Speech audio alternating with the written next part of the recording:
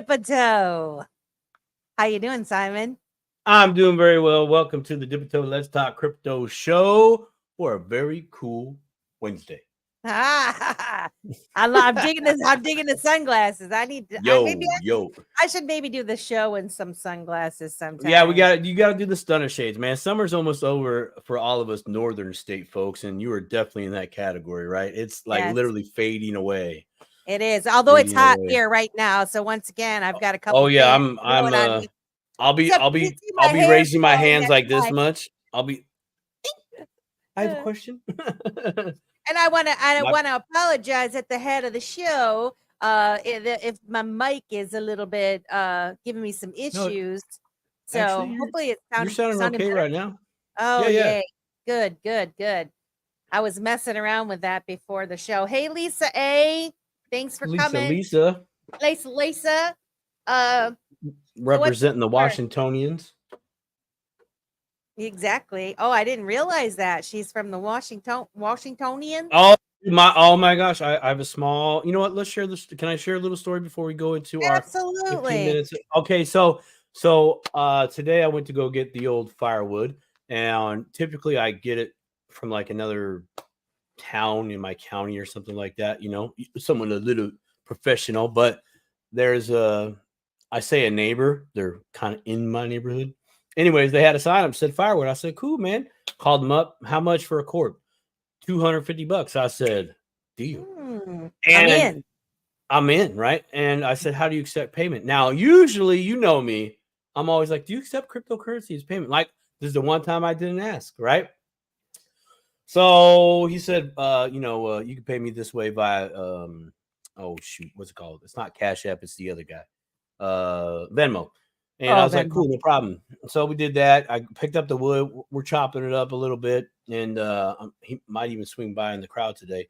But, man, we were talking crypto, man. I couldn't believe it. I'm like, oh, my gosh. Someone that's less than 5 miles away from where I live. And I have someone that can not only engage about crypto, but, like, really engaging with the conversation. Like, bro, I'm about to be a regular at your house. That's awesome. So it was cool. It was nice. I've been missing that. When I first had a chance to meet Lisa, shout out to Lisa, Washingtonians, stay strong. I was so excited that there was someone from my state. Cool. I'm not by myself. That's fantastic. I actually talked to my coworker. We usually don't chat that much. We're kind of off in our own little spaces, but we were alone in the office today and we started talking a little bit. And he's actually bought a little bit of XRP, and his brother has been really into it and bought himself some XRP, bought his mother XRP, and some Bitcoin. So I'm pretty excited about that. I don't know what happened to Simon. But for those of you who are just tuning in, thanks to the 6 of you that are here. Teresa B, hey, how are you? Thanks for coming. Teresa B says, came here tonight to meet and see Northern Living from the Staple Crew chats. Smart guy. Yes, Teresa, we do. We have a special guest this evening. Landon, Northern Living, aka Secret Weapon. And that is a legit. You all are hereby sworn to secrecy right now. In fact, we're going to reach out to YouTube and have this stream deleted because he literally is a secret weapon. I've witnessed it myself in Vegas. He truly is a secret weapon. I had the pleasure of meeting him in Vegas, and we had a really nice time. He was hanging out with me at the karaoke bar that we went to, and we got a chance to chat. And very nice man, very smart. I'm excited to have him on. For those of you that are tuning in, if you wouldn't mind to smash that like button, subscribe to our channel, and share this out so we can get more people. If you have any questions or comments, you can comment either live in the X feed or on Twitter or on YouTube and Rumble. You can participate in the conversation via chat. So, Simon, we started this new thing. What is that? 15 minutes of inspiration. 15 minutes of inspiration. Yeah. Yeah, I'm liking it. I'm digging it. I think we need more positivity in the world. So I think I really enjoy this segment. I What do you got? too. What happened was my abrupt leaving. Apparently, I had some interweb issues, and so right. my quote magically disappeared here real quick. Well, So can I just give share me mine? one. Share yours. You go right ahead, girl. I'll share mine. So I was, well, if I can, when I was searching on X, as I do quite often, I found a wonderful post that I thought I would share. And let's get that on here. And hopefully you guys can see it. I'm going to make it bigger. I came across this post. Okay. And let's just watch it, a short little clip. Okay.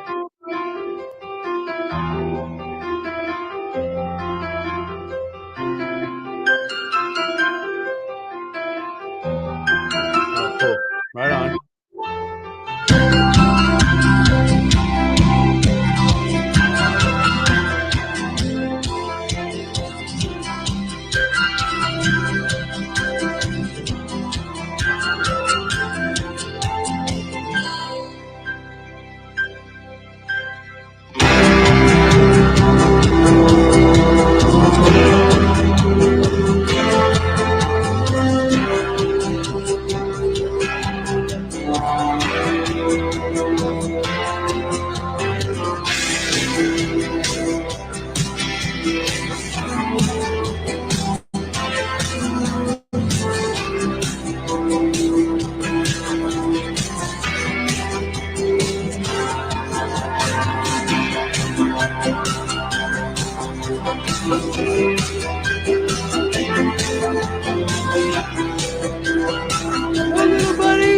Go, little buddy. Oh, you gotta keep your head down.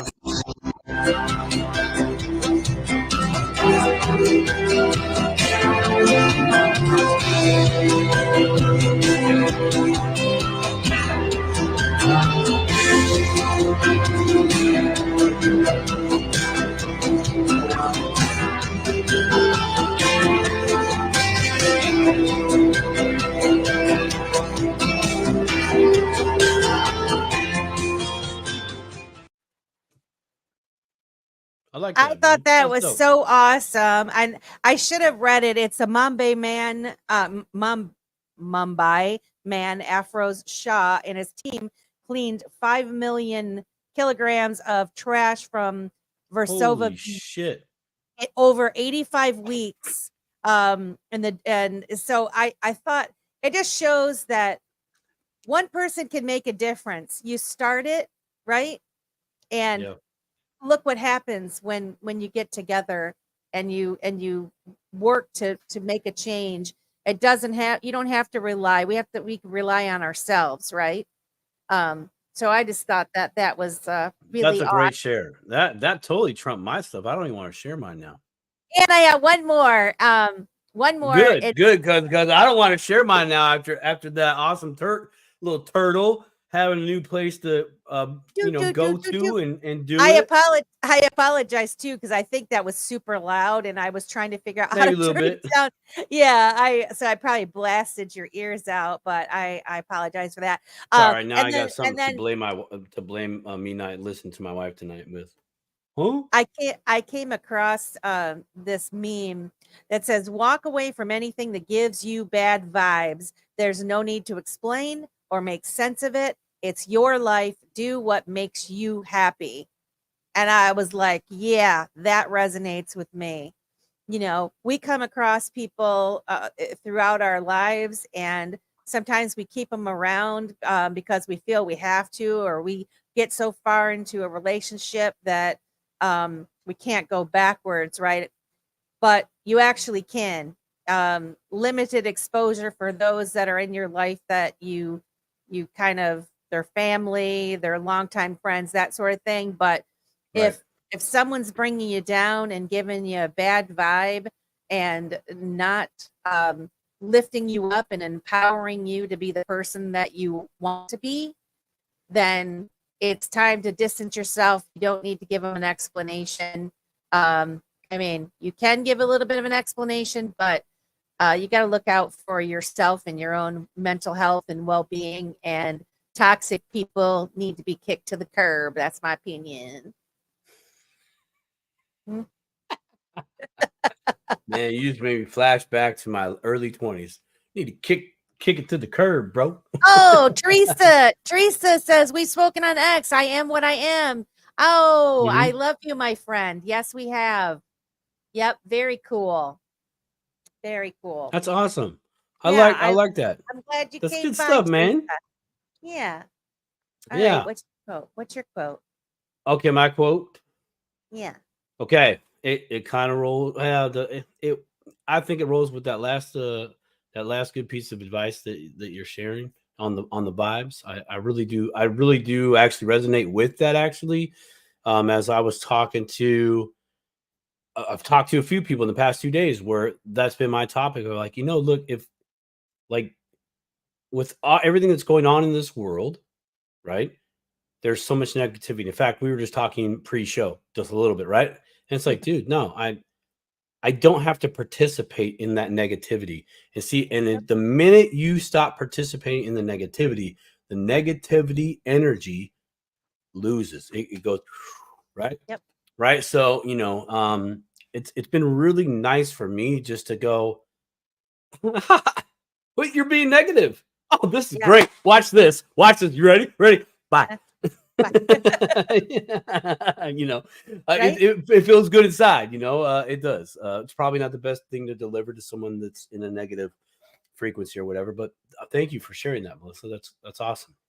My quote that I would like to share with you is out of one of my favorite books, and if those that really know me, you'll be like, man, that's like 5 books, bro, so this shouldn't be too hard to figure out which one.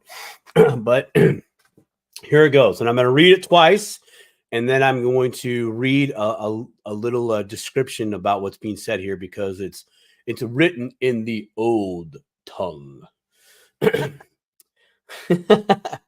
Advice is one thing that is freely given away, but watch that you only take what is worth having. Oh. Advice is one thing that is freely given away, but watch that you only take what is worth having. Amen. This is man, it's love the deep stuff. Love the deep stuff. It's basically saying use your discernment when it comes to advice, and only heeding those that have both experience and wisdom on that topic. Right. So that is, there's a component of that Melissa, you speak to at volumes on this show, as do other individuals, influencers in the crypto space and any space for that matter. And that is, do your own research. This is a component of that. Vet that person, listen to what they're saying. And it's like, well, I hear you. Yeah, I mean, but let's see if this holds water. No offense. Please don't take offense to that, but I have to do me. So anyways, yeah, I thought that was a good quote for the today and these times that we are in. Now, 10 points to anybody that can tell me which book that's from. It's probably one of your books that you demand that folks read. It probably is. Oh, you know what? I should. You know what? Maybe we should do that. Oh.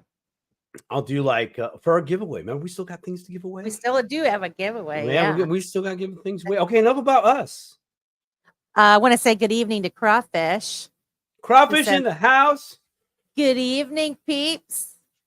We love you, Crawfish. Thank you for coming. Thanks to the 17. And Megan, rich dad, poor dad. I am sorry, Megan. I am sorry. You are incorrect. And I'm not saying that because I know who you are. I'm literally saying that like close. You're close. Like it was right. It was, those books were very close to each other moments ago in my world. Teresa liked your quote. Good. Yeah, I got more, man. That's these quotes really bring value. And when you find these quotes in the books that you're reading, some of these readings, you're just like, what? Exactly. I mean, that's relative to the topic I'm reading about, but dude, that applies to all things. You know.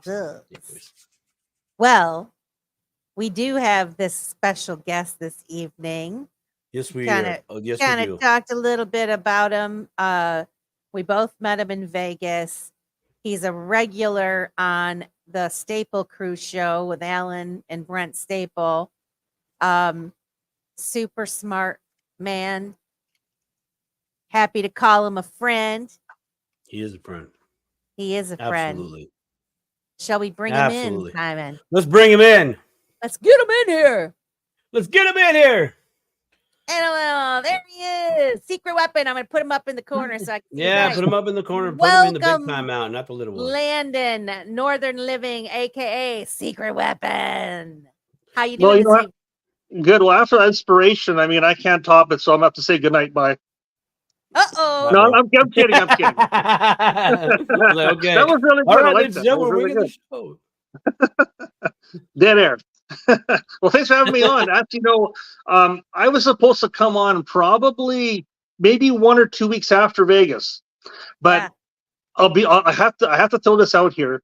I had that interview with Alan, and it was about a half hour, and I've been waiting for that one to come out first because I respect the man a lot. I respect Brent and his family, and you know, a lot of expense went into all that work. And I thought, well, I'll just wait, but they've had some technical issues. So I said, hey, you know, I can't wait any longer. You know, you get all this information inside, you got to get it out, right? You got to get it out. Yeah. Yes. And we love him. He loves us. So I'm sure there's no worries. In fact, I was chatting with him earlier, Alan, today. And Alan said he's going to be watching and listening to the show tonight. So welcome, Alan. If you're one of the 16 listeners out there, we love you. So, Landon, can you share a little bit about yourself? And so a couple of my questions are, you know, want to know kind of who you are, what you do for a living, or, you know, if you're comfortable talking about that. If not, don't worry.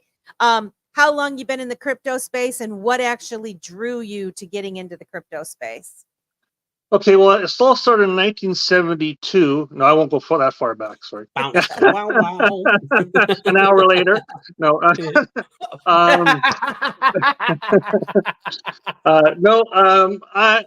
I'm a branch manager for a large Western Canadian industrial supply company. I've been doing that for about 15 years.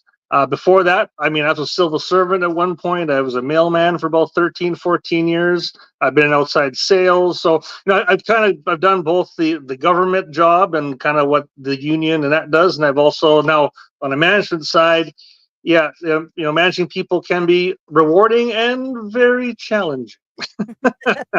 Yes, it can be. Yeah. So, I mean, I have a pretty good career. You know, if people were to, you know, to kind of look at my life, I have a pretty good career. I have a couple of daughters. One's 21 and one's 19. Both smart girls. They haven't really picked up the crypto thing. I watch lots of stuff when they're around, but they kind of, you know, they're like a lot of people. They're engrossed in their daily lives. And they're gonna. They're like, well, we'll let you do that, Dad, and we'll just hang on when you're rich, and then we'll come see you. You know, it's gonna. But you know, other than that, I mean, when VidNation came along, I was like a lot of people. I was looking for some place to go, somewhere safe to put my money. You know, and of course, I looked at a lot of gold and silver channels. I'm a silver holder. I'm a big proponent of that. But as things went along and demand went up, suddenly it was like, okay, well, the minimum buy is now $2,000-$3,000. And I'm like, well, I mean, I was buying, $100 here, $200 here, like everybody else kind of going into it. Right. I think, well, man, I'm not going to drop, that kind of money on that. And the person who said, you need to look at crypto was my father. Wow. My dad at the time was 7 years old. And I'm like, to be honest with him, my dad's been like the reckless guy his whole life. Like he's always looking for the next deal, right?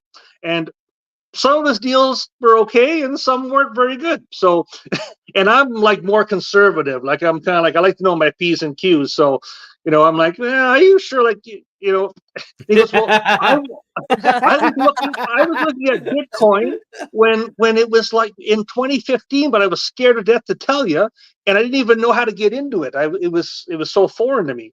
He goes, but you should really look at XRP. And so I'm like, you know what? I love you, Dad. I'll the usual. I'll take a little tiny peek at it just to make you happy, and then I'll move on to something else, Yeah. Yeah. And so I started doing a little bit of research. I started looking at some few channels here and there. I kind of ran into, there's DIA on here. I'll start listening to him a little bit. There's Brad Kime. Started listening to him a little bit. Started doing some reading, and I'm like, I want to check. Oh, okay, checked. Oh, box checked. Next box checked. I'm like, this makes a lot of sense, right? Yep. Now I just got in after the court case had dropped, so I wasn't like at that 17 cents, but I was up in that 90 cents dollar range when I kind of came in. Yeah, but I'm like the fundamentals are there. Yeah, I mean, I was probably in the 65 cent range or whatever, but most of my XRP was bought at around the dollar. Yeah, I feel you. You'll be fine. Yeah. You'll be fine. Oh yeah. And I mean, obviously, I know a little bit about finance in the stock market, but I didn't really know that much about the cycle of crypto. I hadn't really done that much research. I was just like, I'm just getting in. I'm just going to get in. I'm going to get in, right? And of course, you don't know. Well, we're in a bull market, right? And of course, like everybody else, I wrote it up and wrote it down. But I'm happy to say the last 3 years I've been buying in like everybody else. So preparing for hopefully some good times ahead. So I thank my dad, who's now 75, for getting me into crypto, which is usually the totally opposite of what people see. It's their kids say, hey, you should look at this, Dad. But no, as my dad, he's the one that got me into it.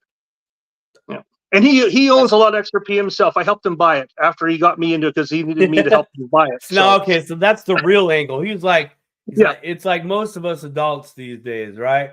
We're like, okay, I need this thing, but I don't know how it works. So you go get your kid. Hey, come here. You want our $20? Yeah, okay, show me how this works. You broke the cell phone. I broke the cell phone. Make it work. We have a friend named Kat, who actually you may have met in Vegas also. Yeah. And she scolded me one time. I think it was on a Beyond the Brink show. We were referencing boomers. And she was like, go easy on the boomers. Like, we weren't saying anything really negative about boomers, but there's a lot of boomers that technology and that weren't kind of jiving with them. And she's like, there's a lot of us out here that are doing our research like your dad, and they're in a wonderful position because they actually have money. They actually have some money. They have a lot to lose too. So that changes the perspective a little bit from somebody that's 20 years old and somebody that's 75 and saved money for their whole work life. But yeah, good on your dad. That's fantastic. You got I do have conversations too about that with him because I'm like, Dad, he's part of he wants XRP to moon and it's going to go to thousands of dollars in his head. And I said, but Dad, you have to realize that you're 75. How we deal with how you do things is going to be totally different because you need to really benefit from it now, not necessarily 5 years, 10 years from now. Right. I mean, obviously, I want him to leave a legacy behind, but we would be realistic with what his expectations are, right? Well, exactly. For him and where he's at in in his life. Yeah. He needs, arguably he needs Moon today, or he could totally benefit from Moon, and respectively.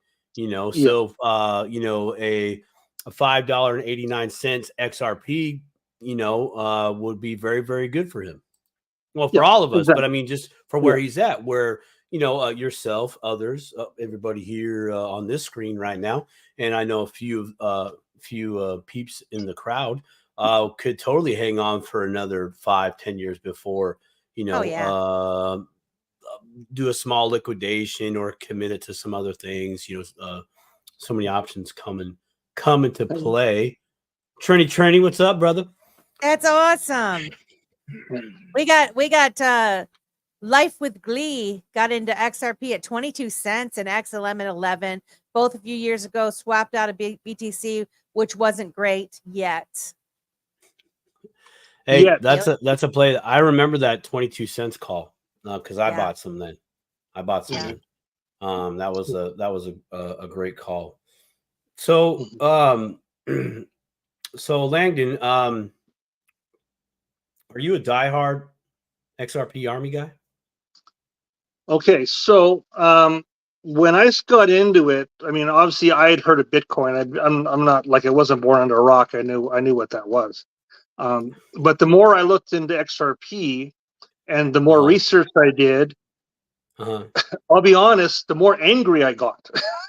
To be honest, because like all you could see is you're like, well, how come this one's getting hammered and all these other ones aren't, and they're doing the same thing, and you're like, what's going on here? And you just and the more you research, you're like, you're just getting more and more, and then you go, okay, well, now all of a sudden you're listening to people who are like, Bitcoin bad and then Ethereum bad, and you get ramped up into that thought process. And for a while there, up until probably just after the 2023 XRP Vegas event, I was like, there's nothing else but XRP. That's it. There's nothing exists in the world except that one coin, right? So I definitely was blinded for up until after that event, and that's when I met Alan in person. I'd seen Alan in a lot of his, I've been watching for a while, and he was saying he was going to be there, and it probably been about 4 or 5 months. I think I saw him on Zach's show, and that's how I said, hey, this guy's really seems to got crap together. It seems that he seems to be very genuine. I'm like, I'm gonna start watching this guy, and I like the fact that he was. Even of course he likes XRP, but he was always trying to throw some nuggets in there about, hey, maybe you should look at some other stuff. Maybe you should look at some other stuff. And I said, well, you know what? I'm going to start doing that. And I'm like, so I said, okay, well, the first thing I'm going to do is I'm going to look at ISO coins. That seems to be the next step. And I'm going to start looking at those things. Right. Logical, very logical move. Yeah, of course, hey, very conservative, don't get too risky here, I'm just kidding. I'm a little bit risky. So I said, you know what? It wasn't until probably, maybe 8 months ago that I actually started picking up some BTC. So, okay. I mean, I trust me, I don't have a full BTC. Nobody go and start, trying to call me for money. Like, I'm not like that. But I've been trying to grab a few Satoshis, as Alan says. So I would say probably up until about 6, 7, 8 months ago, I was like XRP, then ISO certified coins, and then, and that was it. And then I kind of, I morphed a little bit, right? So cool. Well, that's awesome, man. I commend you on being brave and stepping outside your determined gaze and focus on XRP. I think that's something that really can benefit all. It really can. Now, to interject here, sorry, I don't mean to take over here, go ahead. But I need to talk a little bit about that first 2023 event. Now I was sitting in my living room and I'm watching Brad Kimes come on and say, hey, we're going to have this XRP event. And I'm like everybody, I mean, hey, if anybody here knows where Vancouver is in British Columbia, probably some I know who he does. Drive another 14 hours north and that's where you'll find me. Yeah. So, wow.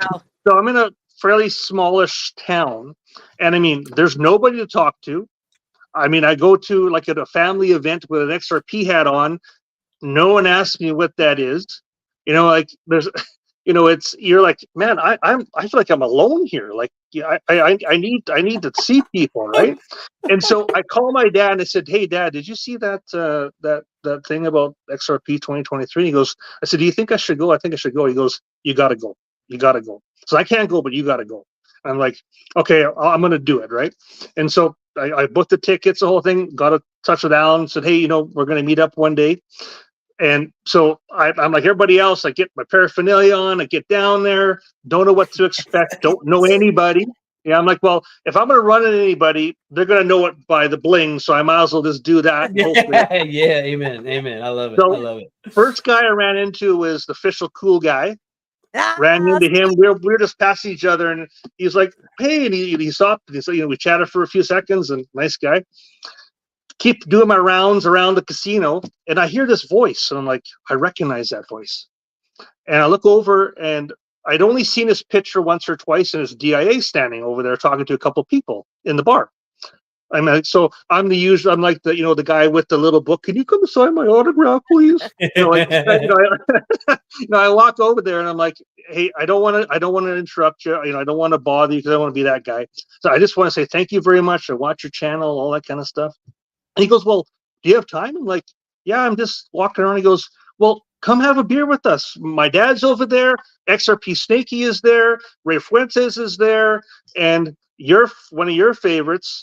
The what's his name? The guy who does all the videos, the quick little videos, not financial advice. He's sitting there. Not financial. Oh, I love that guy. So they're all sitting there and they're chatting and like, so how'd you get into this? And they're telling their stories. And I'm like, at the time I knew who Ray was, but I didn't know who XRP Snakey was. I didn't know who not financial advice was. And so I got a couple pictures, and then I had to go meet Alan at the pool. So that's why I took off. But you know, I met Brad, everybody else, you know, I met all these people that, you know, you see on TV, and everybody was welcoming, super so nice. You know, it was probably one of the best events I've been. I mean, I've been to a lot of events, like, you know, you go to business events and stuff like this, and it's pretty dry, but I mean, and that one was kind of like, by the seat of your pants. That was by your seat of your pants. It seemed like that one was just kind of thrown together. Let's hope this works, and it went off like a jam. So, you know, I want to interject something. Yeah. So this is what's really super cool to me, and that is what I love about this space so much, is that, you know, we're adults, right? Yeah. I mean, we don't normally, I don't know, maybe some still do, but you know, a lot of that fly by the seat of your pants, take risks type thing, that's going on in your 20s, maybe your 30s, whatever. You get married, start having kids, getting a job and all that stuff, you know, but something about this community, like, you know, I mean, technology has enabled us to see each other and talk to each other and communicate on a level that we didn't have, you know, as youngsters. But then you got people going the extra mile to put together these events. And it's like, you talk to a couple people and they're like, I'm going. And then you see posts of stuff that they've done. And you're just like, you know what? I'm going to do it. I'm just going to go.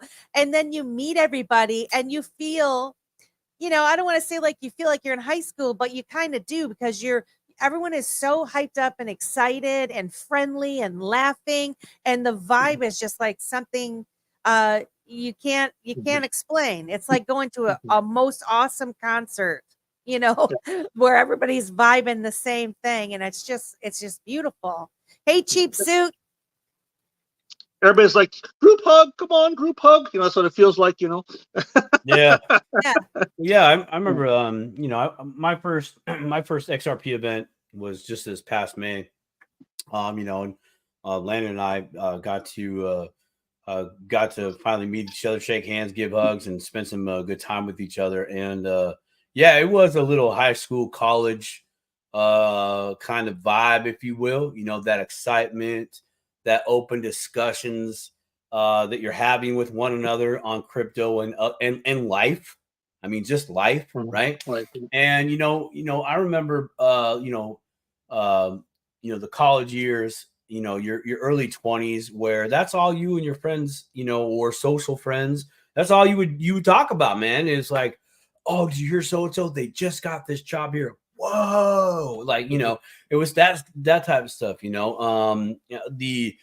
The dream was still alive within you of like, oh man, I'm on this path to do this and to get that and blah blah, all that stuff. And Melissa, you're absolutely right. That's exactly what happened at the adult level. That we're talking about this dream aspect. again, right? Yeah, yeah, totally. You're totally allowed to dream again. And you're allowed to share those dreams, with other people that are, yeah, I know. You're in not only in the space, but on a specific project, this being XRP, and you're also around people that are into crypto. The one thing that is like this topic that is so hard to talk about locally, meaning you might have the opportunity, but you really are the only one in the room that might know everything. And that's not coming from a conceited standpoint. It's just, we've been in that long. We've got that information. So talking to someone new that, oh, I just got in. What do you mean you just got in? Oh, I bought today. Oh, cool. Congratulations. Welcome to the family. So tell me about yourself. And then you just have to keep your mouth shut even more. You're like, oh, dang it, man. Here, watch this video. Watch this video, but these events are awesome. I totally encourage anybody and everybody out there to go to at least one event, even a meetup. Go to a meetup, if you can, anything like that, man. That's good. It's good times. That's how we all connected. Bro Inc. is still in for Wally World Spring Break 2025.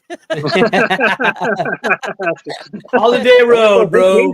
Holiday Road. I'm in. I got my Yasui, so I'm definitely in. Now, I don't know about you guys. One other thing I want to say is that all the people that we meet at these events, and then you go online, and I mean, we'll talk a little bit more about the tribalism here in a second. But Simon and I were talking earlier about like just getting rid of the negativity type thing. There's a lot of people out there that will just not be nice about certain, quote unquote influencers or whatever. But when you go and you actually meet these people and you have conversations with them, we've interviewed several different people and gotten to know them a lot better. And I get nothing but genuine vibes from any of the folks that I've met in person. And so it pains me to see people, being negative about others, because there's so many good people in the space. If something doesn't resonate with you, just pass on by it. Different strokes for different folks. Some people are very passionate about one project or another, or they have different viewpoints about when regulations are going to come, or when moon, and all these types of things. Just don't get caught up in that stuff, and try to be positive is what I say always. Accentuate the positive. Accentuate the positive. Hello, Hydra. Good evening to you, my friend. So sorry about that. Landon, what were you gonna say? Well, let's talk about, like Simon's point about being in the room with, you're the one person in the room. The hardest part is trying to dumb it down to somebody after you've been studying it for 3 or 4 years. It's kind of like going, okay, like I'll use the Bible as an example. It's like going, okay, here, I want you to read Genesis to Revelation in like the next 5 minutes and then explain it to me. Like you just hammer them with all this information, right? And that's the hardest part I find, is trying to help people. So I do, like Simon says, that hey, maybe check out this channel, or maybe look at this. And I try not to do too much talking anymore, because I find I was just like, diarrhea information coming at them. You were so excited, because it's the same thing. I was so excited. The more that I learned, the more I wanted to learn.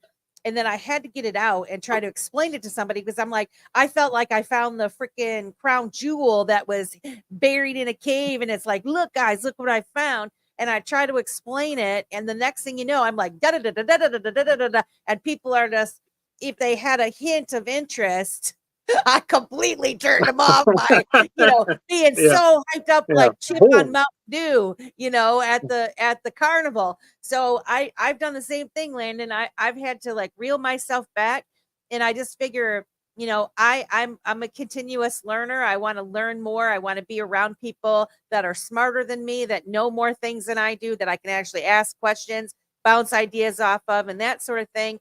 And so I'm just kind of focusing on that. And I figure at some point, somebody in my family or my friends will kind of come along and go, so Melissa, you were talking about what's this XRP stuff? And then maybe I can try to give it to them. Or I can point them to a video like you're saying. But it is pretty funny because I think we've all been there, Oh yeah. Yeah. And not to say we're all smart. It's just that we take all this stuff in, and then trying to organize it in a way that makes sense. Sometimes it does not come that way at all. Yeah. Right. Yeah. Well, when you're teaching someone, you're also reaffirming and teaching yourself better also, right? Whenever I say things out loud, that's why I love Simon, because I'll get things, I'll have these eureka moments, and then I gotta say them out loud, and I'll start to talk to Simon or Alan, and then they'll listen, and they're so kind, and then they'll be like, well, I mean, Ryan does the same thing. Ryan handles me well, because I'll get these ideas in my head, and I'll think I've understood something, and then I'll repeat it back, and then he'll say, well, and he'll give me reasons why I'm right in certain, but then he'll kind of take it back around and go, but here is really kind of what you're missing, and doing it kind of gently. And so I kind of want to emulate that, and I want to learn how to do that better, with encouraging people that ask questions, and even if they're wrong, kind of acknowledge that they're somewhere in the vicinity of being right, and kind of, but that's a skill, that's a definite skill that people have. And you guys have it, and kudos to anyone that does have it. Well, sometimes like you think you know things, then you sit in a room like with Quincy, and he's talking, and all you hear is blah blah blah blah blah blah blah blah blah blockchain blah blah blah blah blah blah blah blah. Winston Jones. Okay, so I do have to share. So smart. I do have to share that when we were listening to Quincy. Yeah. And I could keep up. I was amazed that I could keep up. Because my responses to him were, he was like, yeah, pretty much, yeah. I was like, holy crap, I'm keeping up. I understand half of the words that are coming out of your mouth, my man. Yes. But yeah, it can't be what XRP, financial system, XLM, XDC. Yeah. You're like, is this time to celebrate? Okay, got it. Excellent. Yeah. When moon. Yeah. You say Wind Moon to Quincy Jones, he's gonna be like, nope, I can't talk to you. Don't say it to his crypto spot either. And so, and later on, not now, but later on, I'll tell you the where the secret weapon thing came from, and it does involve Quincy. That's kind of where it comes from. But we got lots more to talk about. But that's a little teaser for everybody. Oh yeah, I'm interested to know. Gotta drop the teasers. Keep people watching. Yeah. So you want to talk a little bit about this tribalism? Oh, first, before we go there, I want to say hello to Hydro, TM, Money Paradise, our good friend Money Paradise. Welcome. And Cheap Suit, our friend Cheap Suit's here. Thank you guys for coming to the show. Please like, share, and subscribe if you're watching this from wherever you're watching it. If you'd please give us a like or a comment, it would really help us out. And always helps us out. Subscribe to our channel. Always helps us out. Keep helping us out. It always helps. It's for free. You know what I mean? It's just give us a little bit of love. That would be so fantastic. But yeah, let's talk about this tribalism, because it's kind of so however you enter the space. I entered through Bitcoin initially, and all my friends were Bitcoin people.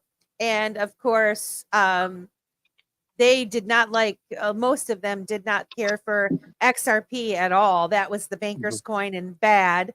And I did my research like pretty quick. I was like you, Landon. I'm like, this is a hidden gem here. Like, what's the deal with this coin? And then I really recognize the divide, the intentional divide that they've got in the different camps with these coins and stuff. And so I was really grateful to find Alan, who was somebody else who also recognized the value of Bitcoin and XRP. And at that time, I didn't know too many folks. You know, I'd be in our private group with Simon, and I would try to bring up XRP. You know, and a lot of people in that group were like, no, you know. And then Simon and I started talking about it, and then one day Simon's like, yeah, I think so. And so then I'm like, all right, I got another person that knows a little bit of something that's going. You're you know how hard it was for me just to be like, okay, I'll share this information from you. Yes, I know about the coin. It's a good coin. There's a good project. All this stuff makes sense. But it's like in certain nobody groups, wanted to listen to me. You can't say it's like no, you can't say that, but it is. But you can't. It's like a hard line. They'll just cut you off. They'll just cut you off. You know, they'll cut you out. You know, I mean, I literally I had one friend who was here in Michigan. I thought we were really good friends. And he's pretty much like, he doesn't really talk to me anymore. I mean, I've gotten really busy and stuff, but I've reached out a couple different times, and, you know, he's nice enough, but he was reaching out to me a lot, you know, and then he just kind of stopped talking to me. But he is Bitcoin centric all the way, nothing else. And I think that he can see that I'm, you know, doing a lot of things with XRP and all that kind of stuff. And so it throws people for a loop if they're so, because some people think, well, then you can't like Bitcoin if you like XRP. Well, that's just not true. That's ridiculous, actually. And the value of both of those is incredible. And so it's really a shame. But I do, and you mentioned not financial advice, Landon, and I was really proud of him because, you know, he has been a staple in the XRP community. He made that wonderful video that has just went viral. Why I hold XRP. It's a genius, the way that he made it. But he's got a Patreon now, and I kind of understand why he's doing it in Patreon because of, you know, for the people that are going to want to listen to it. But he's kind of introducing some concepts of this Bitcoin and where the energy is, and he's doing a really good job connecting it and just kind of getting people to dip their toe into, maybe let's not hate on Bitcoin, okay? Maybe let's not say it has no value and it has no utility and it has not, you know, all these things that people say is really silly. And so I just wonder what you think about the Bitcoin and the XRP tribalism, because those are the two significant ones that I see that are that people are so passionate, kind of like the left versus the right type mentality.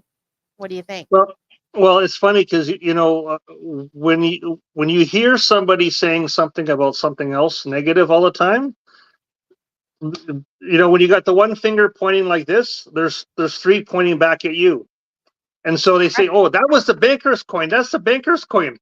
Well, who's buying it now? The bankers. They're buying Bitcoin. You know, so it's kind of funny how, you know, it's like, oh, well, maybe it was going to be the banker's coin after all. I mean, I'm not trying to be negative in that way. I'm just saying it's kind of interesting that they're pointing at one way saying, well, that's the banker's coin, but all the bankers want to get into Bitcoin. So, you know, not the other way around, at least. The other thing is too, Landon, is that when it comes to the energy sector, what I noticed right away with Bitcoin, in the mining operations, I mean, they are doing, I mean, they're revolutionizing the way that they harness the energy and wasted energy. You're doing that, but big oil's getting involved in Bitcoin, and they have been for a long time. And people don't really want to acknowledge that, but it's like, okay, you got big oil and banks involved in Bitcoin. So, but it doesn't, I'm not saying that that's a bad thing either, but some folks don't want to acknowledge that. They just want to, they don't want to acknowledge those types of things. So I just wondered what you thought about that when it comes to the energy. Are you familiar with that? Yeah, well, I mean, I know there's at least one nuclear power plant that's running a Bitcoin mining facility. I know that for sure. I mean, I know down the south there's also I think I mean, Alan talks a lot about him, so I mean, obviously I know a lot of stuff that I don't want to regurgitate what Alan's saying, but energy wise, yeah, I mean, they can see where trends and where governments and where agencies are going, and they know that they've had to make changes, like to be I guess the word compliant, and try to be more green, which is a good thing. And I think a lot of the technology that they're doing is being implemented into everyday lives if you don't even realize it, right? 100%. Which is like, and it's the only thing I find interesting is that me being someone who came into the space of XRP, and the more research I did, the more I realized that there's more out there and I should be looking at more. I just find it odd that the Bitcoin people, the more they learn, they stay kind of stagnant. That's it.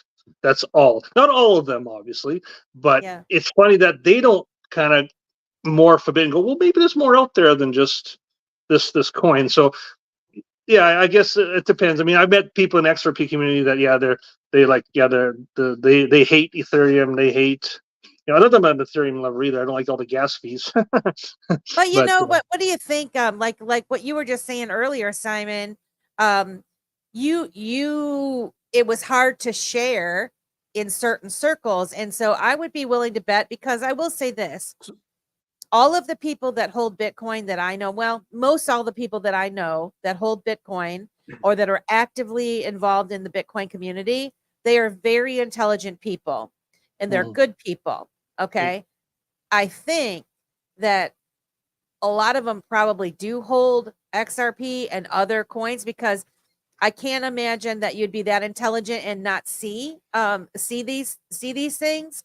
Either that, or they've trapped themselves in such a box that they can't get outside of that box, and so they might miss an opportunity.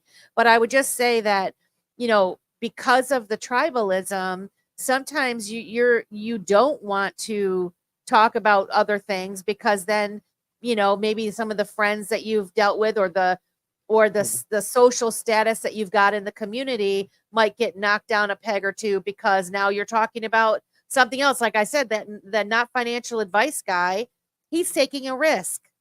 He's taking a risk in the XRP community to even talk about Bitcoin, which is silly, really. And so I'm wondering, do you guys think is the end near for that, or is this just the beginning of tribalism where it's really gonna get ugly? Okay, tribalism is everywhere. It's been everywhere. It just has a new banner, a new shirt on right now. Okay, let's talk preseason. We're in preseason right now. All my pro football American football fans are breaking off the jerseys. They're doing their fantasy football. Like, there's bannerism there. They like their team. They love the game, but they are with their team, right?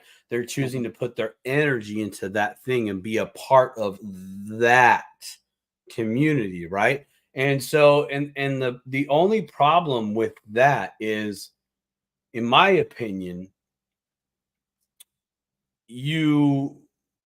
until you see something great, like a great player from another team, right?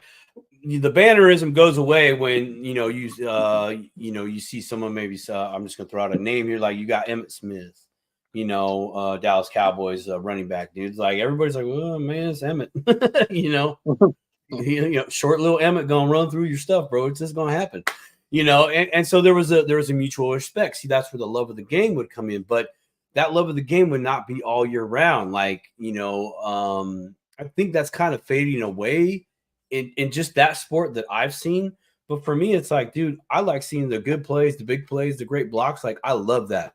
It's like my team, sorry, no disrespect, it's just a damn team. They're all playing the same game, to meet the same ends, right? Crypto's no different in its own respect. Bitcoin was created for XYZ, right? OpenCoin, now XRP, was created for XYZ. One is an apple, one is an orange, but they're both classified as fruit. But the application of the apple and the application of the orange is vastly different. Mm-hmm.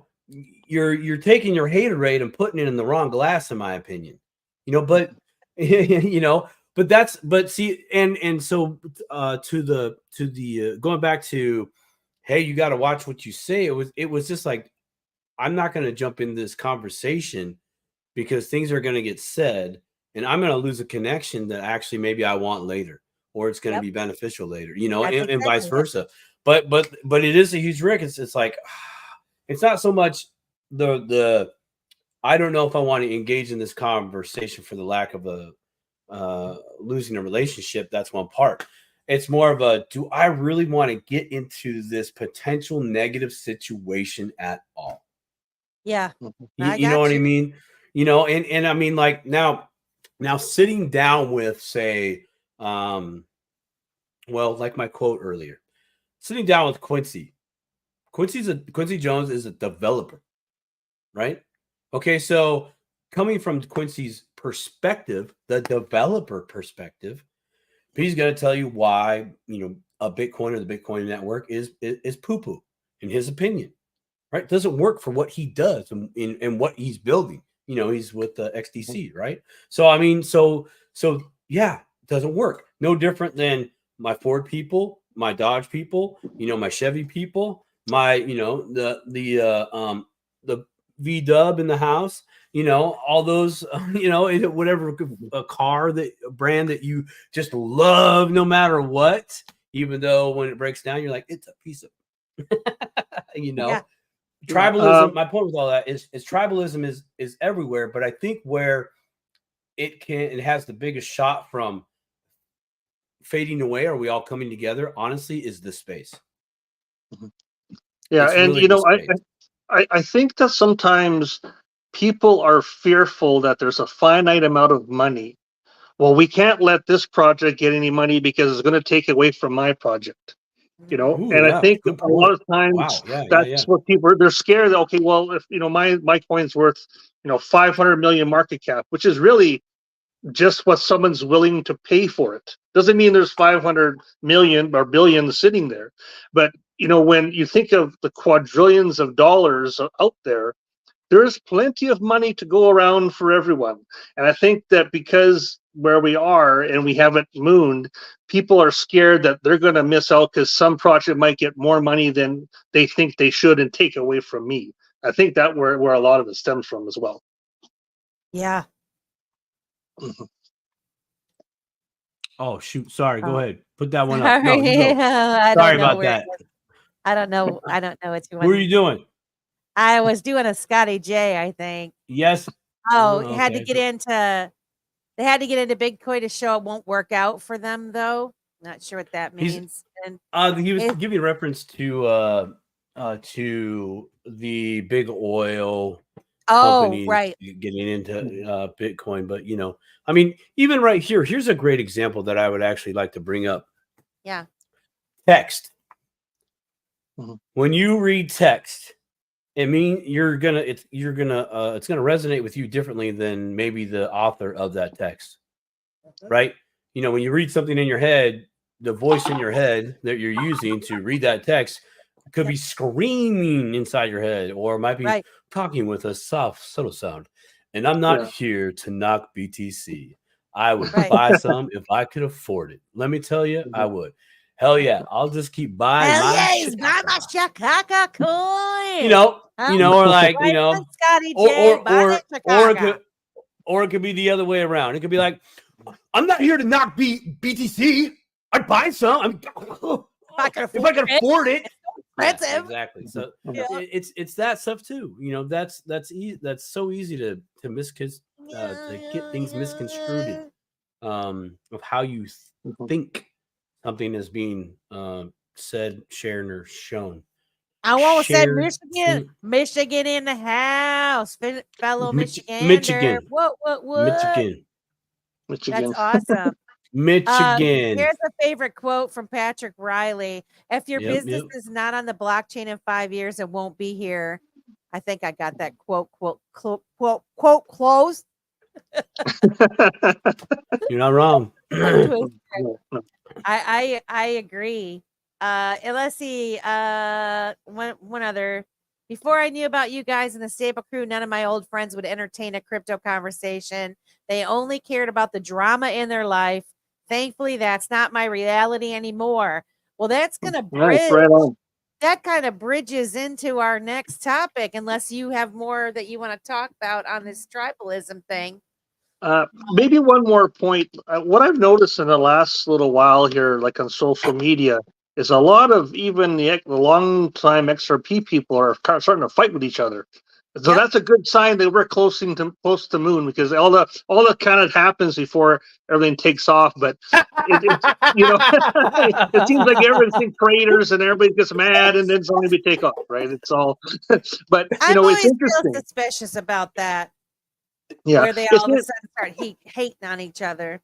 Yeah, I wonder, because it's. But I mean, I also realize that their full-time business is social media. So some of them, but they have to engage. They got to have people get the likes. They have to have people look at it. I do understand there's a little bit of that involved, but yeah, I just find it kind of interesting. Now what we call the end, we're almost there. We're going to take off. There's all this little bickering happening. You're like, well, that's kind of interesting. Yeah. I mean, it keeps the conversation going. I just think, I mean, I get it, but I do think that there's some people that are kind of planted in there for a reason. If you think about the projects and the money and all of these types of things, and really, I don't think that the big money really expects retail to be in right now. Like, they're kind of using us as little test dummies here and there for certain stuff, but I think they didn't really want us to be in it for real. And, they do their best to kind of give the fear. When experiments go wrong. Check us out. Yeah. And they manipulate things because they're not quite ready. They're not quite ready for everybody to come in when everything starts rising up in prices, which is the same thing that happens in the stock market. And you know what I found really interesting was when I first got into Bitcoin, I remember the thing was, this is not the stock market. This is different. This is absolutely not even close to being the same, but my common sense in my mind was saying, I don't know, man, it seems kind of similar. And then even with the ETFs and stuff, I'm like, they're creating derivatives. I mean, like what this is you're double speaking. Are you sure? Yeah, like but then of course when I'm getting into it, because there's all of these experts out there, right? Already, I don't want to jump in a space and counter somebody who's talking with such authority, in any space really. But my mind is going, my common sense is going like, I don't know if I agree with what this person's saying. Not that I know everything, but you have to go with your own gut instinct and look at the world and see the art of manipulation, which is what's happening around us 24/7 with everything, And my quote today, Oh, Life with Lee, all your real friends are online. Best place for them. I feel ya.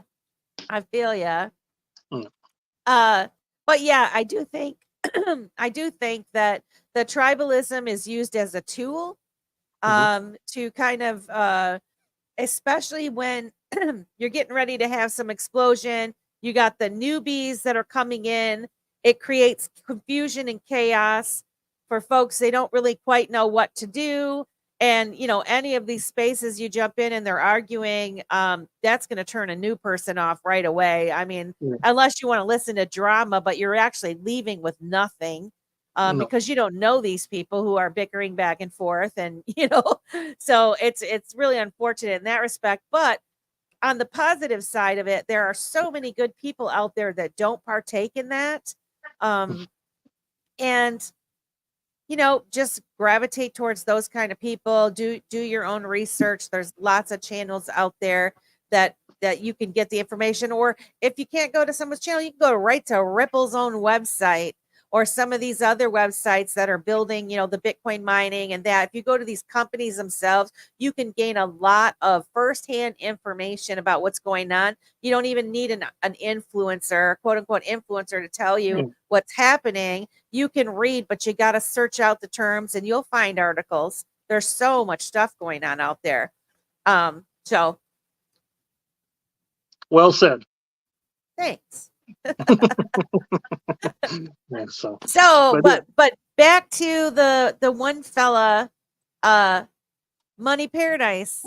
What he's saying, before he knew us, he none of them would entertain a crypto conversation, and they only cared about drama.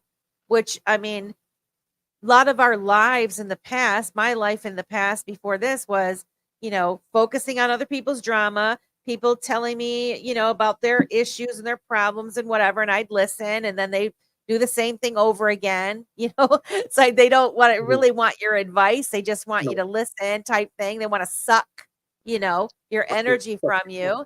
Or you're watching movies and TV shows, and you're like just caught up in stuff that doesn't matter at all. And so now all my attention, with the exception of my family and my Ryan, in my work, I mean, I have to do that, but my free time is learning all about this stuff, because I feel like it's the future, and it's really changed my life. My vocabulary is improved. I'm still working on it, for those of you that notice that I don't speak proper and I don't type proper most of the time, but I'm doing my best, and I'm growing as a human being, and I'm meeting some really smart people that I'm not so sure if I had walked in a room that they would have given me the time of day without being in this space. I mean, because we're from all diverse backgrounds and different ages. We look different, you know what I'm saying? And we're just all coming together and giving each other the opportunity to get to know one another. And we have so much in common. And it's just amazing to me. And I love it. Yeah. So what about you, Landon? So it's all about like community wise? Well, community wise, and what do you find valuable about this cryptocurrency community, and has it impacted your life in any significant way? Well, I mean, I find, there's so much information out there that and it can be pretty dry. And so, I'm more of a people person, to be honest. Like I don't like talking on the phone. Like if it's mine, like, hey, yeah, how's it going? Okay, where are we going? Okay, yeah, good, okay, bye. Like I'm not a big talker when it comes to that. I'm more of an in-person type person. No pun intended. But without meeting good people like I have, sure, I've met some I got scammed like everybody else in the beginning, not for a ton of money. I did have my radar up, but I lost a couple dollars. And you have to kind of go through those things to find good people and good people on the net, because there are good people. And meeting you guys in Vegas, that was like, that's epic. Like, people don't realize that, like I knew Simon just from watching him talking a little bit about the bot. We did a little bot training. That was the only extent of how I knew him. Melissa, I think I'd seen a couple shows of you that Alan had suggested, like back in your early days. I watched those, but I never met you before.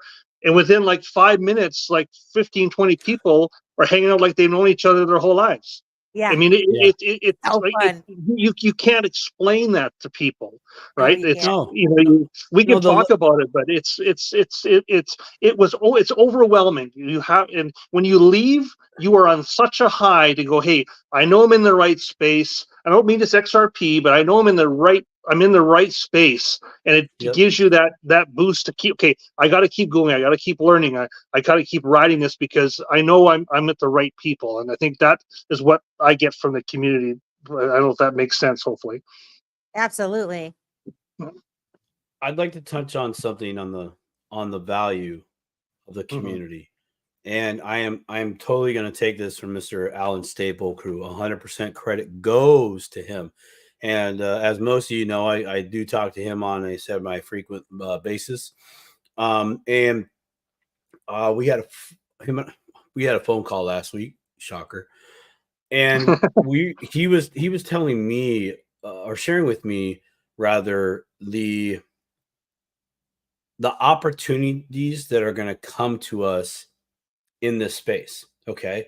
Now, when you first hear that, at least when I first heard it, I was thinking, I defaulted to, hey, these coins are going to increase in value. There's going to be multiple ways we're able to utilize these coins, collateralize these coins, DeFi these coins, etc. Right. The list goes on, but during this phone conversation, he's like, no, he goes, it's bigger than that. He goes, when you go to these events, and as soon as he said events, right? Because I went to one in May. He's like, the people that you meet there, the connections that you have no idea that you might get a job offer, which that happened to me, not directly. It was halfway joked about, but I got the vibe that this individual was halfway being serious. And Melissa was right there with me. We were waiting to get the picture with oh my God, David Schwartz. Thank you, Schwartz. I see your Schwartz is as big as mine. With Schwartz. Yeah. We were waiting. We were waiting. We were waiting to do that. And it was in this moment that like all of a sudden he was kind of, I felt like he was asking some half real questions. I was like, oh my God, I could totally kill this interview right here, right now and get the number, and I would have a whole nother job. I'd have to go to Texas, but that's okay. But this is the opportunities that are bigger, that are bigger than the opportunities than just the coins that Alan's really giving reference to. I mean, like this is the time that we in this space get to, could be in the room of some, say, corporate world type meeting or something along those lines, because you met the owner of such and such incorporation, and you really gave your time, and they're like, hey, can you explain this? Like, you're doing a really good job. I see it. I'm here. I'm hearing you, but I really need someone like you with your level of knowledge in my company for, say, 5 years. Can you do that? I'll pay you. Right. That's just one example of those opportunities, right? That are going to come from us. May the Schwartz be with you. That's funny. Money B, I love you, bro. may the Schwartz be with you always. Well, and you talk about that too, as well as you're meeting people that are humble now and have no money. That's the people you want to be with, who have money. The people who are like the I don't want to swear, but terrible people, that just accentuates that once they get even more success and more power. So that's, I think, where you're going a little bit too, Simon, right? In regards to the value of the opportunities we're having at these events, from this space, there's multiple opportunities that we're going to get. It's not just with these coins. It's the knowledge that we hold, that is invaluable, right? How many XRP wallets are out there right now? Right. And then you divide it by million? What? 4.3 mil? 4.4. Okay. So then you divide that by what, like 4 or 5, because everybody has at least that many extra wallets, 5, right? So how many actual wallets are out? How many people are behind those wallets? Divide that by the population of the world. That's really small. Yeah. That's a really small percentile. We are a small percentile of the. We are a small percentile. I mean, when they do come in, I want to say, T.O. Trini, we love you guys. He says, we love you, dude. You are a great dude. appreciate you. You made me feel like part of the crew. Bonus, you guys won my wife to the crypto world too. That was Dude, awesome. Your wife is lovely. Absolutely is an lovely. angel, dude. I Your had wife is an so much angel. fun. And that was part of of the group also, where, we have these little private networks of folks where we're getting to know each other, because like you're saying, when we do have money, more money, you want to be surrounded by like-minded people that are good people that knew you before, like you say, and combining forces with folks like that. I mean, the what we can do, we'll be unstoppable, you know. And there's so many really good people in this space, in like it be Bitcoin, XRP, you name it. It doesn't matter. All these different projects. There are really good people that are working hard to make a difference in the world, and work on the Internet of Things and the interoperability between the different coins. Alan had a wonderful recent video where he kind of touched on some of that with some of the different tokens and projects, and how they were going to work in the world, and with different things, and every one of those communities has a group of people that are working on it with good intention, and I'm going to speak that, because if there are any bad folks, that I'm not going to, the good people are going to rise. That's how I feel about things. I'm going to speak that into reality. And the folks that follow those projects are good people, and they're excited for the future. And so we all have so much in common. We have more in common than we have differences. And I feel like we're coming to a part where more folks are going to start to realize that. And as soon as, they always talk about the flip of the switch moment or whatever.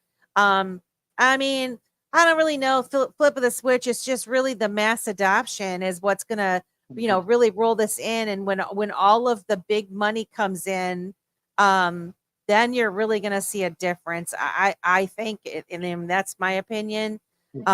People have varying opinions on it, but and I do think, since we've been waiting so long, when it does happen, I will be shocked, I think. How long have you been waiting?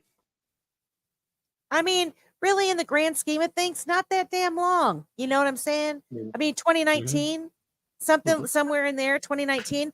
Is it really that long, people? I mean, I know some people have been in, 2017, 2016, or whatever, but in the grand scheme of things, when you think about what's our world is transforming into, and all of the things that are being built, in the changeover of the financial system and all of that, these things, I mean, they were being developed before we got involved, before we knew anything about it, right? And now we know about it, and we're trying to share it with folks. And then what I guess it's like, as soon as you really start seeing it, and it's the come on in, the water's fine, they're training all of those folks to sell those products, the ETS, all of that stuff.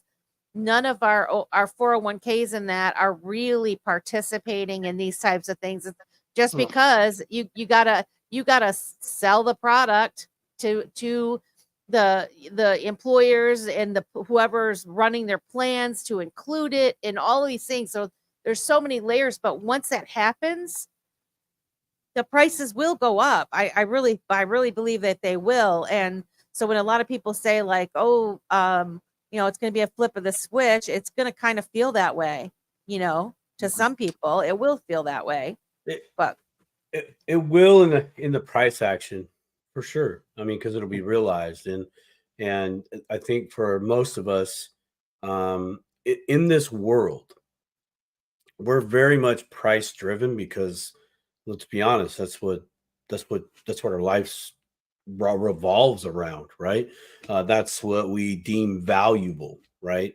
Is how many zeros are before that decimal point and maybe a number one or something, right? That's, because for us, that's life changing, so that's what we're seeing, that's what we want. When is that going to happen? When is that going to happen? And,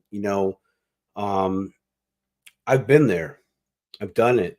But when I really look back at how long I've been in this, right? 2016. Okay. I'm 2 years out of 10 years. Okay. You know, it takes God, what is that? What's that saying? It takes 7 years to learn something, right? Doesn't it take 7 years to learn something, right? Yeah. That's the form a habit, or what is it? Yeah, 7 years. Yeah, 7 years to know or learn something, and that's actually coming from the real estate game. Oh, you 7. know what it is? It is 7, Really? because they say the first 7 years of your life are your formative years, and that is where it's just in, like, then it just becomes second nature. Like, when you really Yes. know something, like driving a Yeah. car, and all these Yeah, it types of takes you things. 7 years It to know something. Yeah. Yep. Yeah, okay, so 7 years, right? You know, people that got in 2020, 2021. It has seemed like a long time because you're in it all day, every day, right? So that amount of time that's being given to the topic that you're in is greater than anything else that you've been a part of. Example, college. Okay, you go to college, you do a 4-year degree. Okay, well, how many hours were you actually in the classroom talking about the subject? 1 hour twice a week. That's 2 hours. How much homework did you have? Double that. Okay, so we're only talking like a part-time shift at a diner right now. Give me a break. You know, an apprenticeship. You know, my apprenticeship was 5 years, right? But the majority of my learning was out in the field, working in the shop, working in the field, right? My school time was 1 week, 4 times a year. So a month of classroom time, and then the rest was go out and do the thing, right? Yeah. And so when you really add up those hours of consuming information, school in my situation, 4 months or 1 month a year, is vastly different than 365 days, 4 hours a day. I'm right here consuming all this knowledge, right? Or you're researching it, and you're talking about it at work. I mean, it's never ending. So it can feel like a long time because you are like Neo. No, but the information, at the rate the information is coming to you, it's kind of like the Bitcoin network. It's not a shot at Bitcoin network, but we all agree that Bitcoin layer 1 can be slow comparative to other networks. Okay. But in regards to, say, it takes 3 business days for your fiat funds to get to your bank account versus 2 hours on the Bitcoin network. Bitcoin's definitely faster. Anyways, my point of that is it's slow, you're plugged in, and all that information can really wear you out. It really, really can. And your frustrations are there because you're fatigued in information learning. You're fatigued of Win Moon, or that when XRP hits this price, I'm going to do XYZ.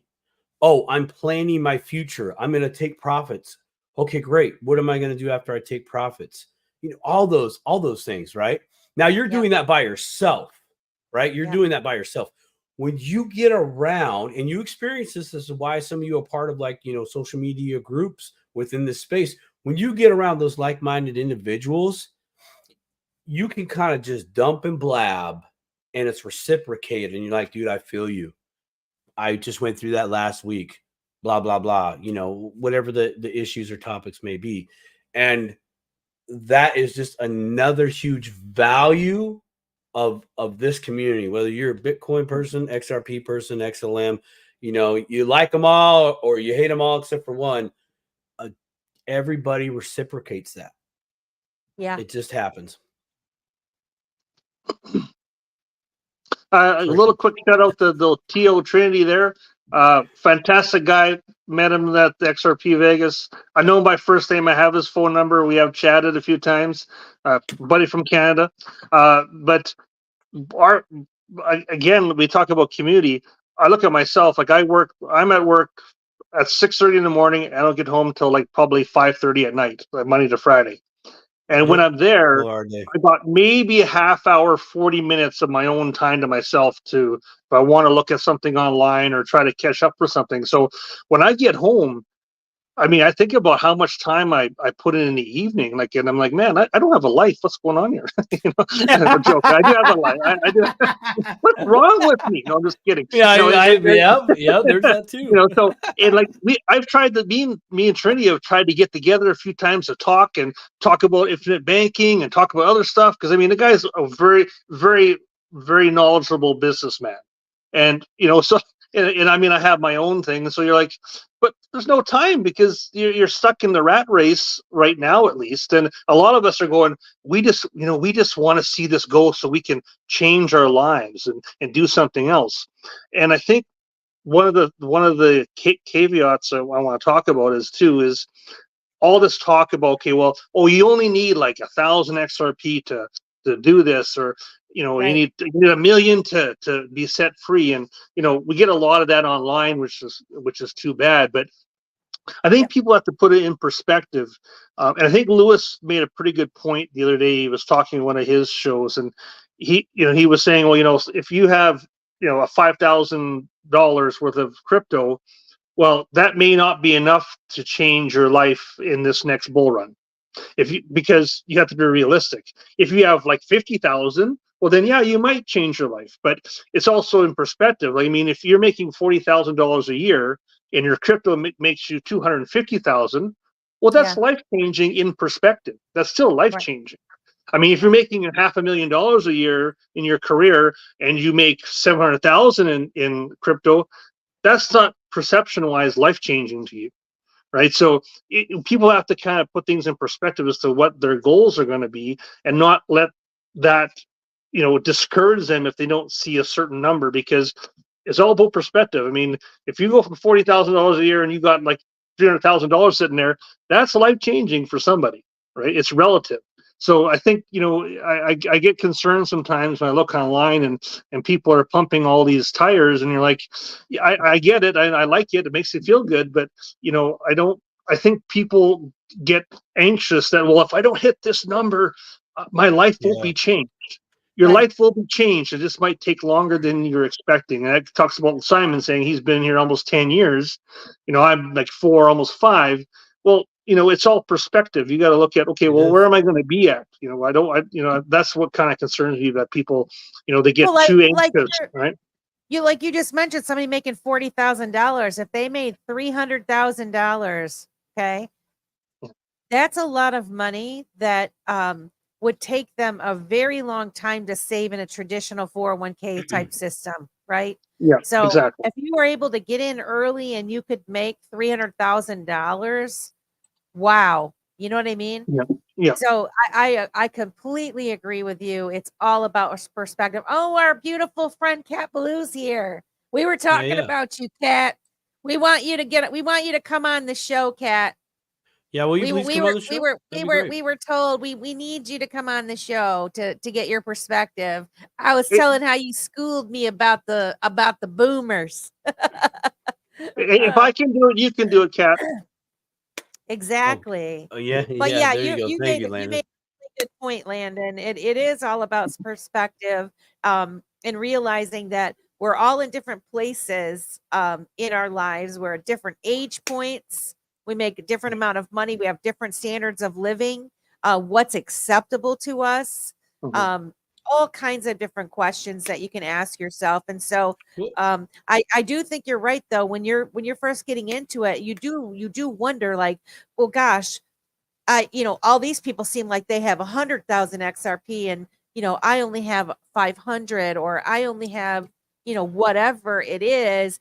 And then some people start to feel a little bit down, is like, I'll never get to have that much. Well, it's again the perspective. How much money did these people have to be able to buy that many XRP, and you're buying as many as you can buy, and it is going to make a difference in your life, So something else to really think about that, right, is okay, so you said, oh, when it gets here again, you're going to have $100,000.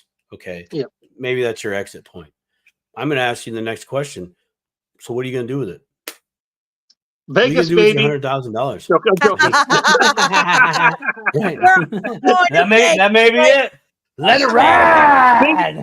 Big spin. Yeah, big money, no whammies.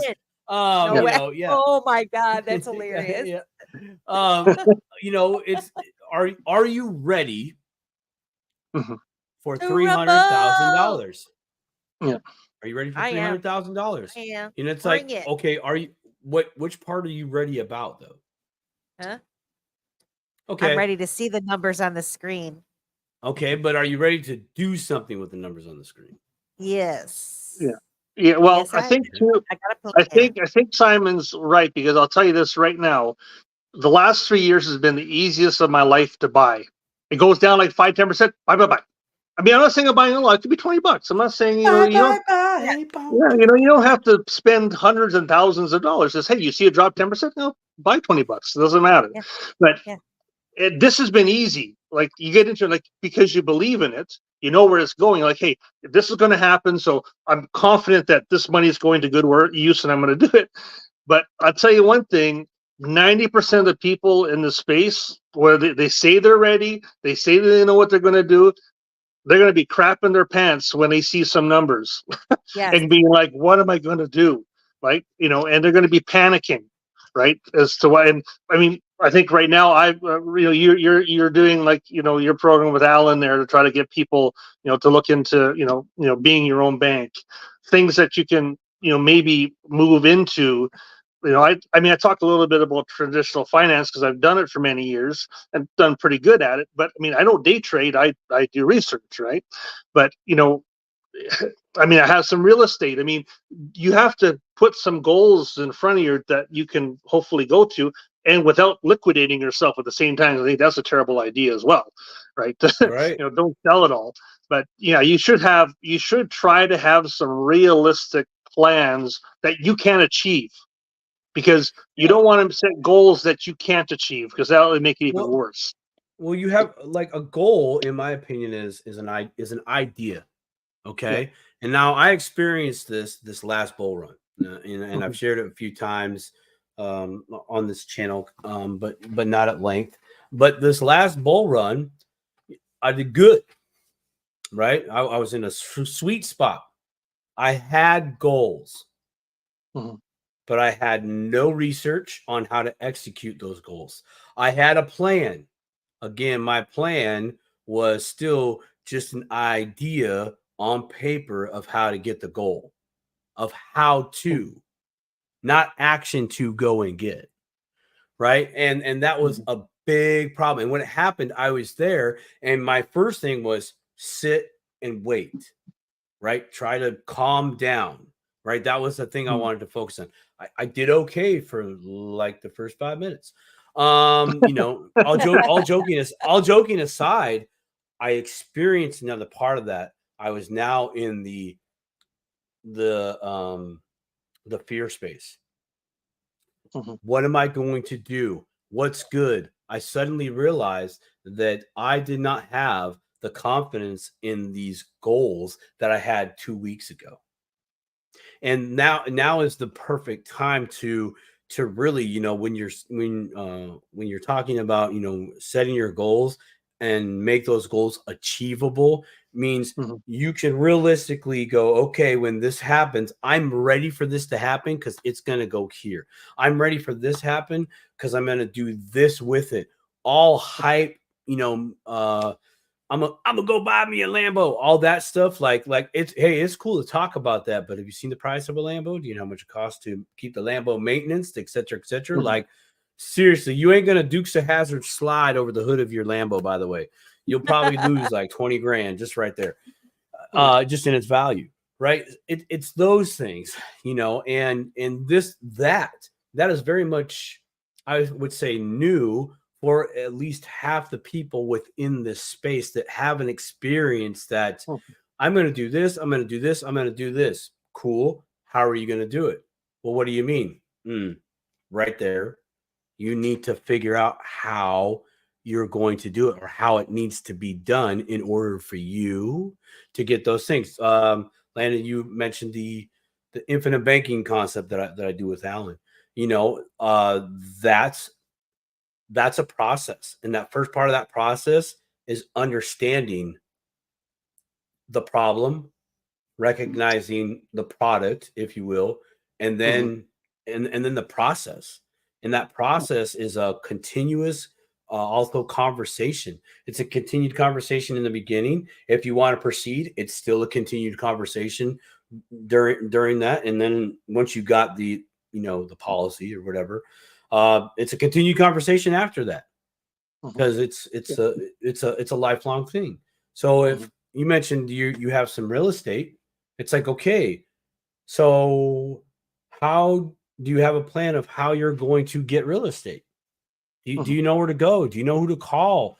Do you have the relationship already built, you know, on the back end with maybe an agent or someone, you know, or a broker, or do you have that connection? And if your answer is no, then hey, go out there and get one, because now you're playing another part in manifesting your dreams that you want. But if you don't have that in play, like I didn't, there's a good chance you could lose. You could lose more in different ways.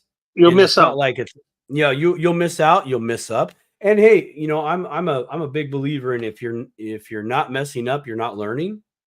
Okay, but this is a good time to mess up because your funds aren't on the line. It's better for you to make a mistake now in the exploration of the things you would like to participate in than when it's go time.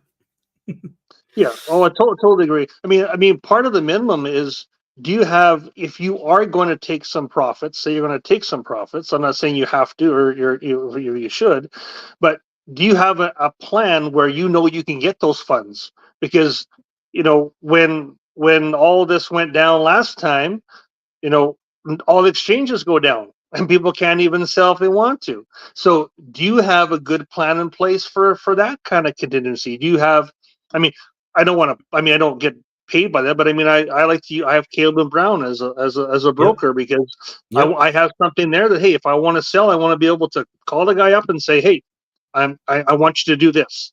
You know, that's at the minimum if you want, because I mean, I remember when I got into it, what was the big hot item? Shiba Inu, right? Yeah. Shib. Well, how many times that one big push that all the exchanges went down, crypto.com, Coinbase, everybody. I mean, it all went down. You couldn't sell, even though it was just pumping like crazy, right? So, you know, that's a minimum. At a minimum, you should have something in place as to, you know, when you see that value you think you need, and you want to take something, that you have that ability, right? I mean, I think that's at the minimum. But you're right. You know, having people in place you can talk to. I mean, I'm fortunate that my best friend growing up, he's a real estate agent. So I mean, I know him. So there you go. So see, and that's great, because now as things get closer, you're like, hey man, I really think I got some money on the way. I'm really wanting to now commit to participating. So what do I do? And they're going to be in the perspective of their job of going, okay, I'm going to try to ensure that you're in the right state of mind, you know, and not just, you know, here's the money and there you go and have a nice day. You know what I mean? You know, that's good. I'm glad you have that, you know. Well, and again, what's the old saying in boxing is you have a plan until you get hit. Yeah. That's an old saying in boxing. You have a plan until you get hit. Yeah, you have a plan until you get or hit. Or until someone bites your ear. Yeah, well, I mean, you weren't expecting that, were you? You know, I mean, not a bad, not a excuse me, not a bad move in the boxing ring. Did you pull up? Oh gosh, Tom Baldwin. There's a newbie in here tonight. Tom Baldwin. I wanted to give him a shout out. And I think I can't find his post, but he said something about he just wanting it to hit $1 before he dies, before he's 74. Yeah, well, that's pretty good. That's good. It will, my friend. Yeah. I have full faith that it's going to reach at least $1 before you go anywhere. Yep. And Miss Kita's in the house. Yeah. You know, one other thing I wanted to say is when you were talking, Landon, about, dollar cost averaging and that, and, just even $20. And I did a little bit of math, and it's like, okay, if you look at it from, I had to turn my camera on. If you look at it from the perspective of you're buying $20 now, and it might buy you 30 XRP. Well, if it does reach $100, what does that buy you? You know what I'm saying? So I mean, if you got to play little mind games with yourself to say, I'm putting $20 and it's giving me 30 XRP, or what, I could buy 50 XRP right now, and then, play with the math a little bit, and, at $100, what would that be worth? At $1,000, what would that be worth? And if it goes to some of the prices that we think it's going to go to, and we hope that it goes to, it could be worth a whole heck of a lot of money, that little $20 you spent. Same thing like the guy just said about the Bitcoin, dollar cost averaging in. I mean, those folks that were dollar cost averaging in back then and that didn't sell, they're looking pretty darn good right now. And so, some of these other projects that are within your reach, it really, I mean, you could spend $20 at Starbucks on a coffee, forego the coffee, and put it towards something. Any one of these projects that you research that, don't although you should buy some Chicago, not financially, but I am an official ambassador for the Chicago coin. And really, for those of you who don't know, I got involved with the Chicago coin, and Keita got involved with the Chicago coin, mainly for us to see how the meme, this whole meme token thing works.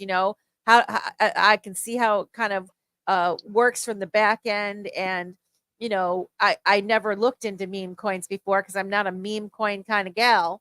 But it's also something, a little bit of fun with it. And there are a lot of people that got into Doge and Shiba Inu and all these things, and it is kind of a fun thing if you approach it from that aspect. Like, I'm not going to be a millionaire tomorrow because I bought, 1 billion Shiba Inu coins or whatever, because the chances of that happening are slim to none, probably. But it can be a little bit of a fun distraction. But I surely wouldn't spend, a whole bunch of money on meme coins, but it does also contribute to the crypto space in general, because I do feel like they are using us, the people that are giving this space attention.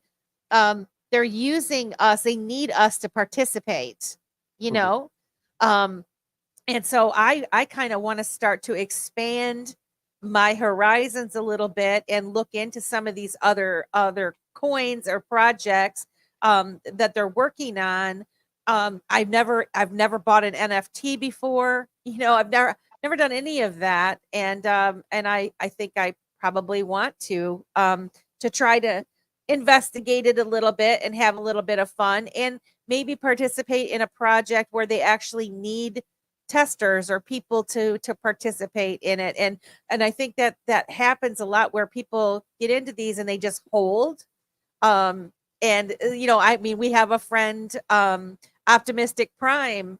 She has her oh gosh, I'm blanking on the name of her, the home, the Wandering Footprint.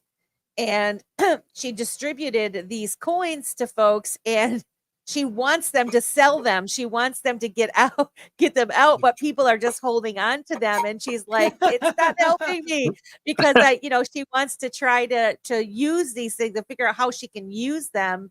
And so, I guess the different types of projects have different use cases, and people create things for different reasons. And so, kind of maybe educate yourself on why they've created a certain token or coin, and what their intention is, and then really try to participate and help them out. We've interviewed several wonderful people on this program. Patrick L. Riley with the Reaper Financial, and his whole structure, and the reaping of the debt, and all of that is, I mean, there's really smart people, good people that are trying to build something that's going to make a difference. And I want to help in any way that I can. And while I don't have a lot of money, I am somebody that wants to support my people, and I want to give kudos to anybody that puts themselves out there and tries to build something. I think it's fantastic, and anybody that's willing to go that extra mile and help others, I love you. I just want to say that I love you for doing. You I love love me. you. Let's do Me and cryptos Barney, by huh? the tree and have a good life. And So I have a quick question for you guys. So I mean, obviously, Oh, you ask me questions. So oh, we are in the hot seat. Hold on a second. here Let we me get go. Here ready. we go. Okay, so we have all this institutional money kind of flowing in that we know of, that they're telling us they're doing it. We know they've been doing it already, but for a long yeah. time, because you don't have trillions of dollars in there because I'm putting my dollars in there all the time. We know Next to that. their pennies next to their dollars. Yeah, that's right. But so with that happening, so you got these guys like BlackRock, you have Fidelity, you have these guys. Do you see, once this run, say this bull run runs into 2025, 26, do you think it's going to come down to that, oh, well, like last time it's going to drop that 80%? Or do you think that those guys are going to say, we can't let that happen? Like the next correction is going to be like a 30% or a 25%? What do you think is going to happen in the short term? I'm just kind of thinking what you guys think about that. Melissa, you go first because you know what I'm going to go do. So yeah, you go first. Oh, I don't know. You don't know? Well, I'm like, wait, ask the question one more time. I got nervous, and I to be honest, I'm going to be straight up honest with you. I was listening to it, and I was like, "This is the question for Simon." Yeah, and I was like, I knew you were going to do that. I was like, I already kind of have an answer there, but if you think of it, ask it again.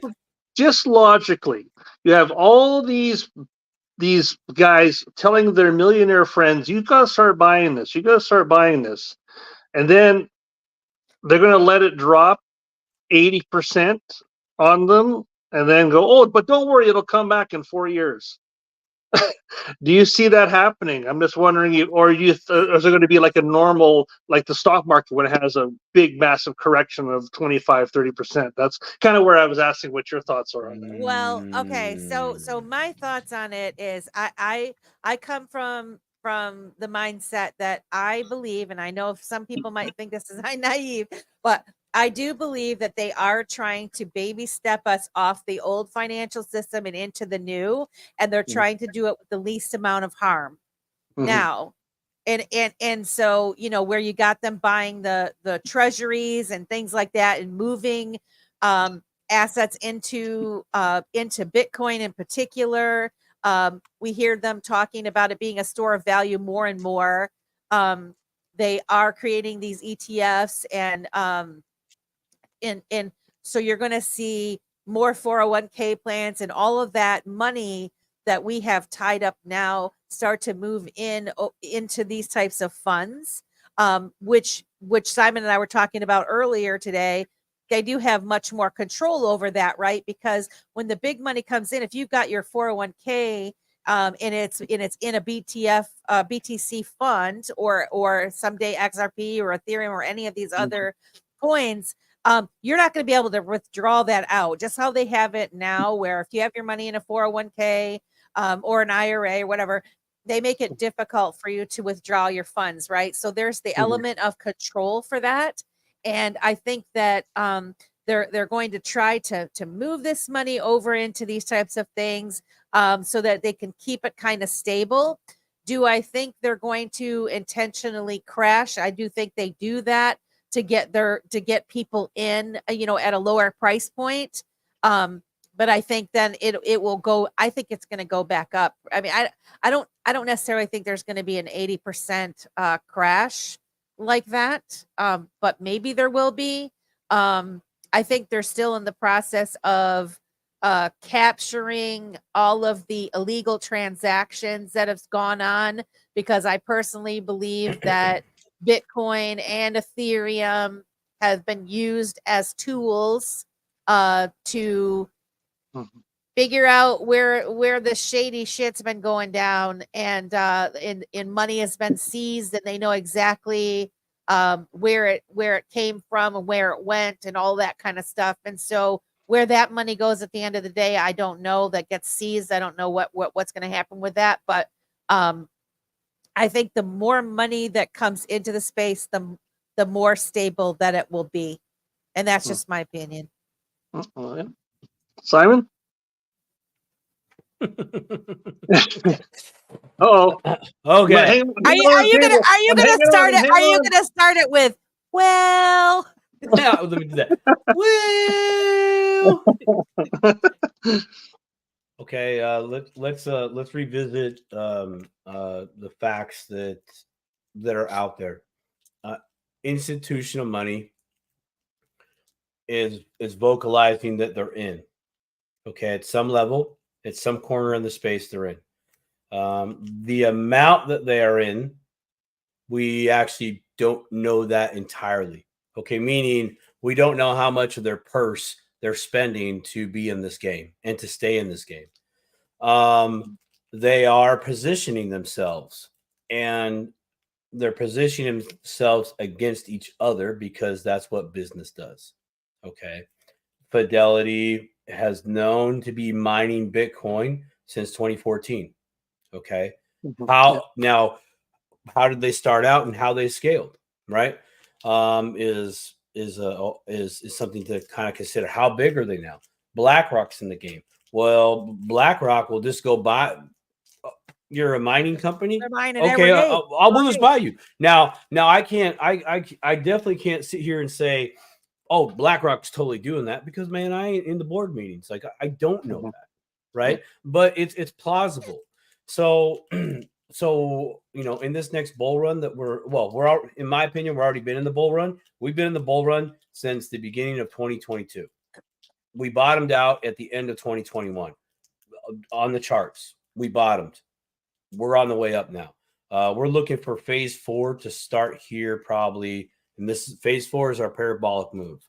Where we go from where we're at right now, 58K, to 130, 164,000, range, maybe even only 120. It depends. So to answer the question, the correction part. Based on history, yeah, I could see an 80% correction. And what I'm saying there is we top out and we drop super fast. It happened last time. It's happened the time before, and the time before that, and the time before that. And the motives for that, for me, are irrelevant. These people, these institutions are still positioning. You have people where to go? Where's Joseph? Joseph had a comment that was up there for a little while. Something about the people in the shadows that are invested in XRP. They've been holding a long time too. Dude, people are gonna take profits. They will. It's nature, So 80% correction on Bitcoin, very possible, just based on our last peak was 70,000. Okay, so if we go up, say, to double that, 140,000, all right, we probably won't be 140,000, be like more of 130, but let's just say for 140,000. So we doubled our all-time high, right? So that's 100% up. Okay, when you do your 80% correction, that's from the top down. So whatever 80% of that move is, which would be not quite to that 70,000, to be about the $80,000 range. The percentage up and the percentage down, when you actually talk about the percentages equals dollars, it's different. It's a different number. It's not the same up and the same down. It's not like that. So your 80% correction, I could see as Bitcoin going to say 130,000, and then we do an 80% correction to retest our old all-time high. Totally plausible. XRP's all-time high is about 320, 330, depending on what exchange we're talking about, right? So I'm just going to say 320. We go up to 320 in this bull run. For me, that is totally plausible. because we always have to retest our history at some point. It's all in the charts. You know, it just shows history. Okay. So for me, I'm like, okay, yep, retesting of all-time high. And then where do we go with that? I don't know. It is literally up to the market movers. If XRP went up to $10, and I'm speculating now, okay, if we went up to $10, where would it correct to? Well, if we did an 80% from 10, that could be the old all-time high. If you look at a chart and you pull out Cat Blue, where you at, sister? You're a straight up OG when it comes to this. You know, there's that. You also have, you know, governments. Cat Blue talked about government is using those seized assets in cryptos right now to hold it down.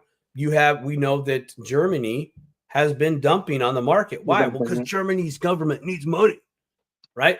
And then you have the corporate factor, okay? And Michael Saylor from MicroStrategies has openly, time and time again, said, hey, folks, I have to sell this asset to meet my obligations for the stakeholders in MicroStrategies. That's just one company that's within this space. They all have to do that.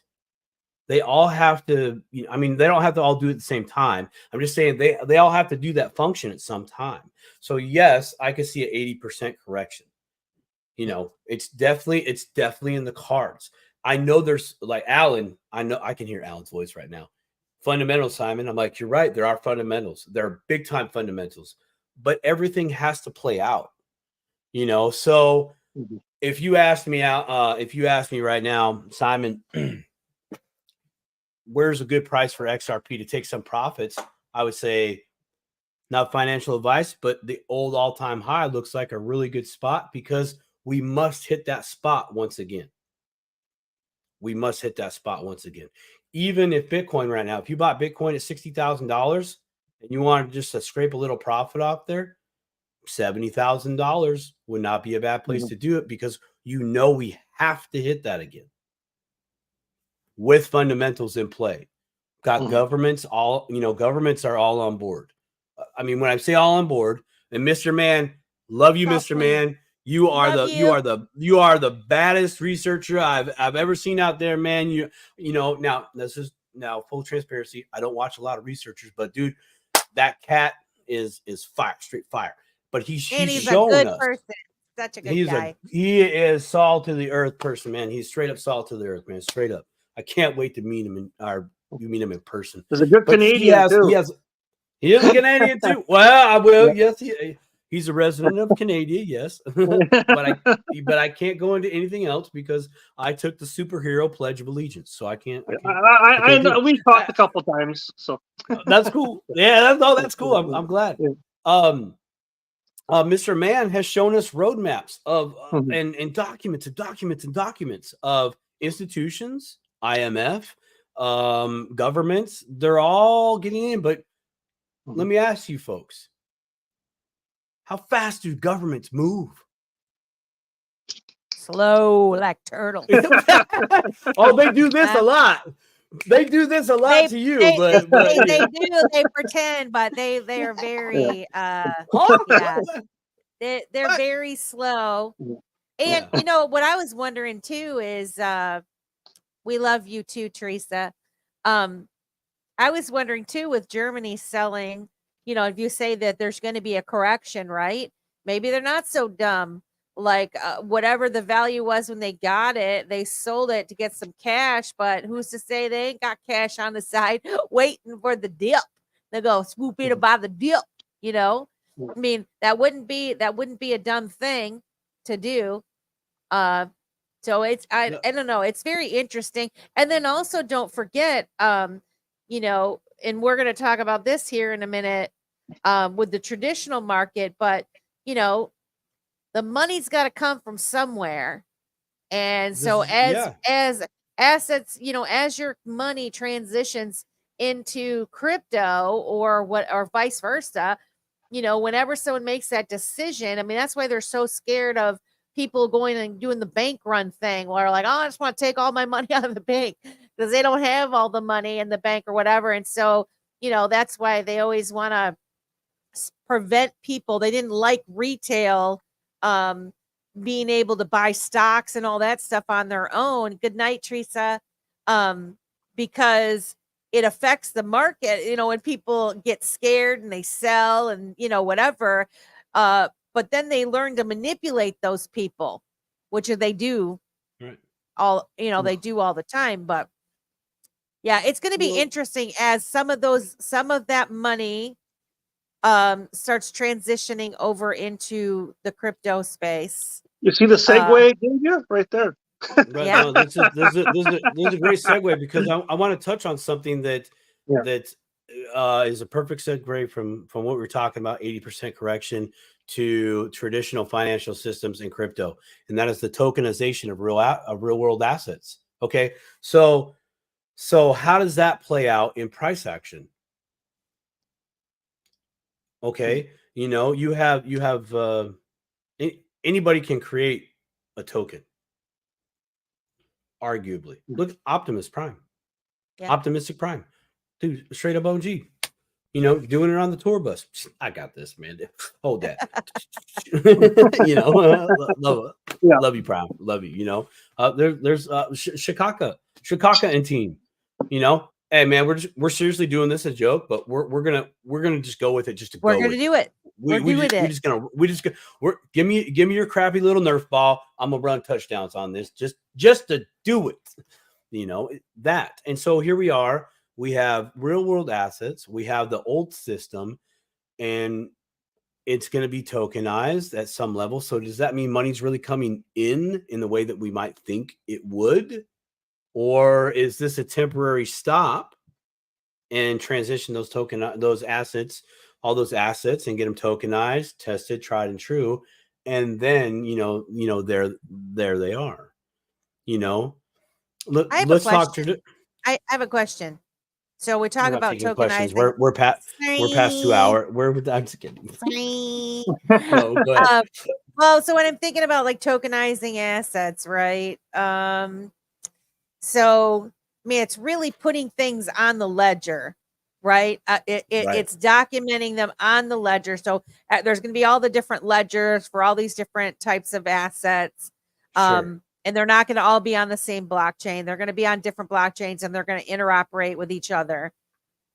When you place the value on the blockchain, it's really recording an entry, because so I am trying to figure out how does that translate into value on the ledger, right? And as far as impacting the price, because you're making an entry onto the ledger. It's like when you open a set of books, your company, you open the company with, you know, your opening entries for the different, you know, values of things.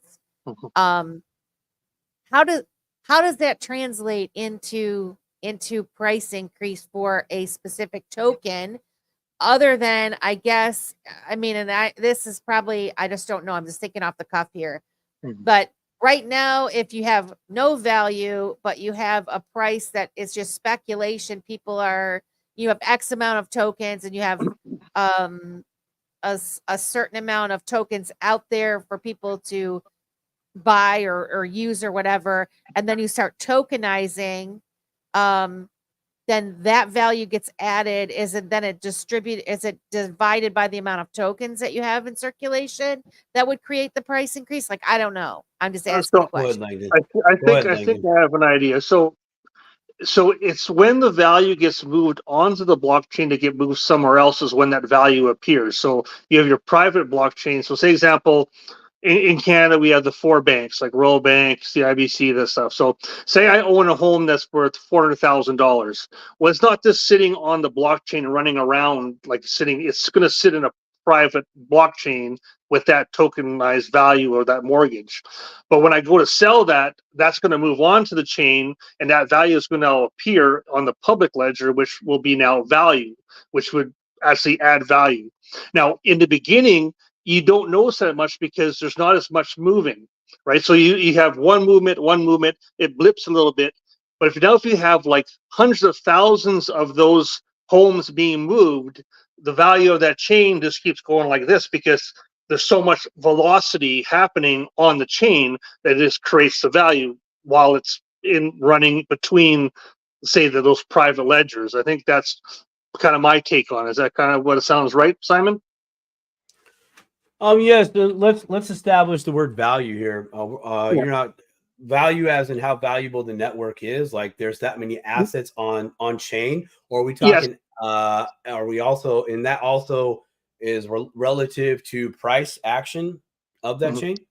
Yeah. So what I was saying, meaning is that, okay, so say we're using XRP as an example, and they're using they're using XRP to actually create the value.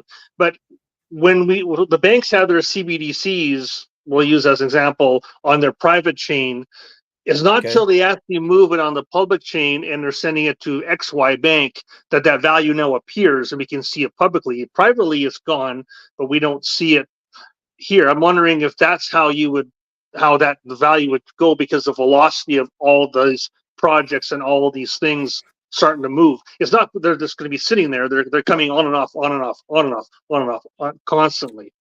So we're talking about a transaction basically where we did a deal via I bought the house from you. Right. We did a deal, right? But before the deal, before the smart contract was created, you had your stuff on private chain. I had my stuff on private chain, right?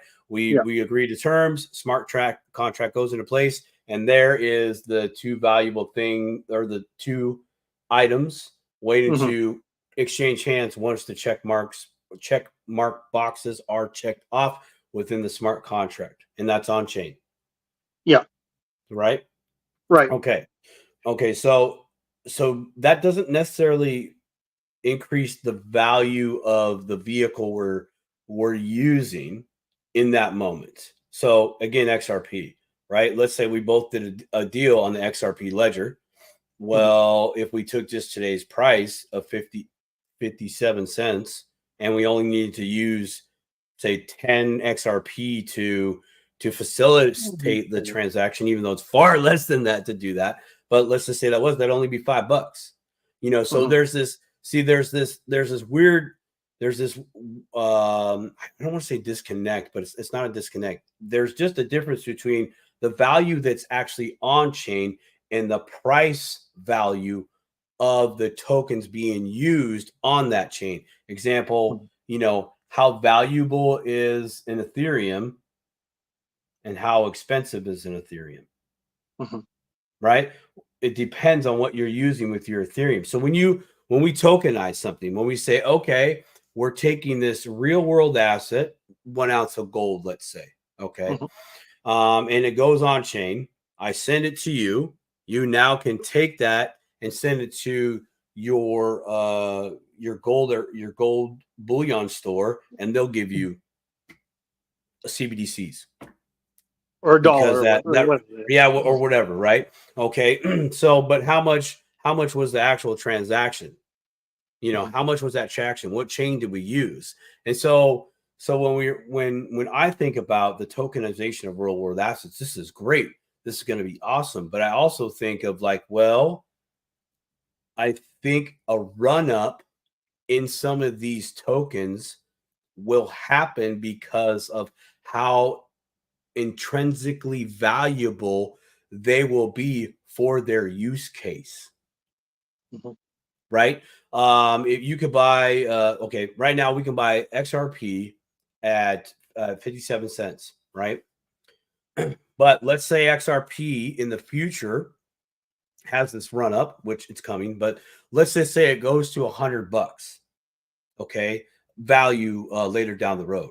So how much more does it cost us to do the same transaction for the same XRP fee? The reason why the price went up is because businesses, banks, institutions globally are like, dude, if we're going to conduct business on the system, I need to get as many of these tokens as I'm able to facilitate my business. And I'm willing to pay any price now for them, because in the future, it will be far more valuable to me. Not price, value, the utility. Again, I always talk about the hammer on this show. How valuable is a hammer? It's $5 at the store if you buy a cheap one, $60 if you're a union sheet metal worker. but still, it's in relative, it's $60. How valuable is that? Well, I've used that thing most of my career. So, yearly wages times X amount of years. Well, that's how valuable it truly is. But that's not directly reflected into price. Right? So yeah, it's a really interesting thing, man. I play around with this tokenization thing in my head, and I would love anybody out there in YouTube land to be like, Simon, maybe. I would love that, but this is a great conversation because when we hear that, right? We just had RLUSD went live. It just went live, right? Beta testing, yeah. Okay, all right. And they're testing it. It's like, okay, so I don't know because I haven't done the research, but are they going? Is Ripple going to back this stable coin up with XRP? Are they going to do that? We don't know. It's just going to be backed by. Okay, cool. Is it going to be backed by CBDCs? But those CBDCs are then going to be backed by XRP. There's these a lot of questions. Yeah, there's these great questions. And the more that we talk about this and we think of some of these variables, that price action or kind of loses its steam in our minds. It's like, well, Alan talks about on his show, and so do a bunch of other people. I know Cyphrix does, Aquaman or Mr. Aquaman. I know Mr. Man as well. They talk about the DeFi space. It's like you can take XRP right now, and do DeFi with it. It's like, well, how valuable is that? It's like, well, I don't know. Your 100 XRP might be getting you half an XRP every 3 days. Right now, that's like 30 cents. That's price value. But how valuable will that be to you in the future? Dude, huge. Just like how valuable is the blockchain versus how valuable is that blockchain? Well, that blockchain is super valuable. Well, how much is it worth? It's priceless, to be quite honest. It's valuable because we use it. That utility is far valuable than the couple of bucks that it cost to utilize the token. Yeah. Sorry, that was a little long-winded. Oh no, it's good. I just like it's just like they always talk about the private ledger, like where that's their own internal, and then you have the public, and you don't see it till that value is moved between two entities and goes private again. And I've always thought that with the velocity, because you talk about the velocity of money and how it creates money, I always thought, okay, well, if you have all this velocity of value coming on and off of the ledger, well, whatever they're using as that product to try to move that value has to be able to handle all that value that's pouring onto it without crushing it. And because technically, like a home is like $400,000. You sell a $400,000 home. Well, if you're selling a billion $400,000 homes, over the course of the day, well, that's a lot of value coming on that chain's got to be able to handle without crashing based on what it's using to move, right? Right. So we're talking about tokenization. So you're transferring ownership from one entity to another. Yeah. Right. Okay. Now, so the let's stick with the house thing. So the transfer of deed goes from one entity to another. Okay. Yeah. That deed is worth $400,000. Yeah. Right. Because it's the key to the house. Right. But the house, So, but that's just the information that's being transacted back and forth from one ownership to another. Now, if they did the deal in that same token, okay, I'm going to give you $400,000 worth of XRP, for instance. I'll send that your way, and then you're going to send me the deed on the XRP ledger via a smart contract. Well, that's just moving information from one end to another. It's how many coins did it take to do that transaction, and what's the current price of those coins. Yeah. Right. So it's so here's another way maybe to look at it.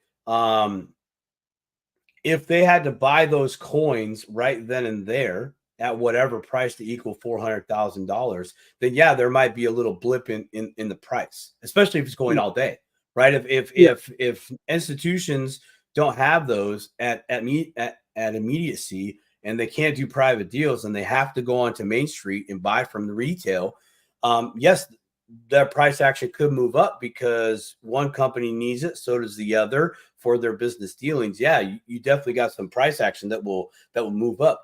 But from taking it from a private ledger onto the public ledger to do a transactional deal and then it's back off, heck, that can only cost half a XRP if they did on the XRP ledger.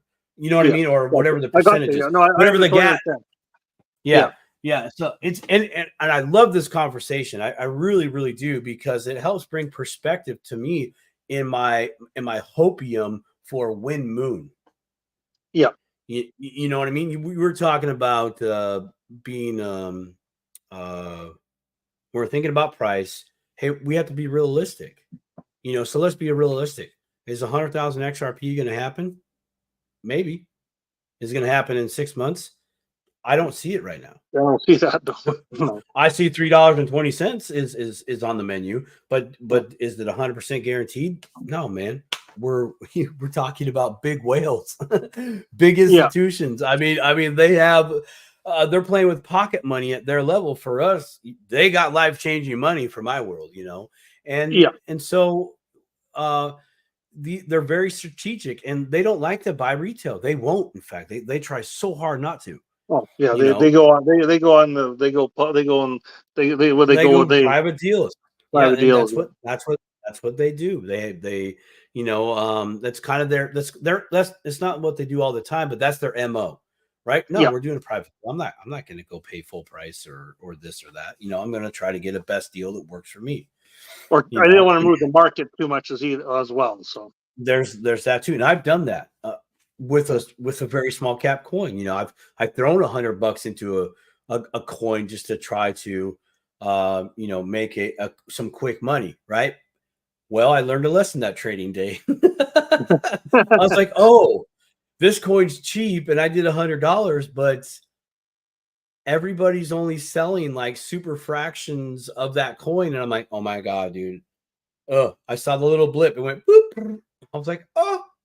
What happened? That was me. Yeah, I raised the price, and then they all dumped on me. I'm like, crap! I'm holding the bag of poo poo. There wasn't enough liquidity. There wasn't enough liquidity in that. There's not enough liquidity and enough volume within that market, and that could be a thing too. That could definitely be an issue. Somebody, I can't remember who it was, but they were talking about XRP. And it's slated to do great and wonderful things. And then I don't know who it was, but they said, hey, Ripple could just literally go say, hey, for all you institutions that are using the Ripple net, so Ripple's software, private stuff, we're going to use a whole different coin. That could happen. And I'm not trying to scare, I'm not trying to poo-poo, but that is a thing that could happen. Ripple Labs created the oh my gosh, man, the RLUSD. Yeah, I know, Ripple Labs USD. It's like, hey, look, they did that. So I still kind of look for, well, where's that flicker of a guarantee that XRP is going to be utilized, globally? Where is that? How's that story still going? What does that look like? The tokenization with XRP, even XDC, with T-bills, and things like that. That's great. I'm happy for the Ripple Labs USD. They're testing it out, and I saw a number that was on Twitter, but it was via Echo the Truth and Mr. Man. Yeah, I saw that too. Yeah, they said it was 589. And now I haven't gone back and done my research on it to see what they're really talking about, but it looked like it was, hey, in their testing, XRP is worth $5.89. Yeah.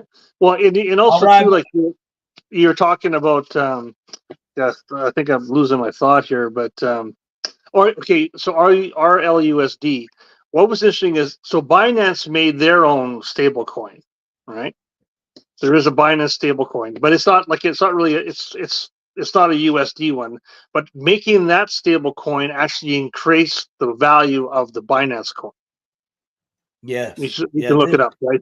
So yeah, that gives me some hope as well. Well, that working hand in hand, those two will also create value on the XRP ledger and for the XRP coin.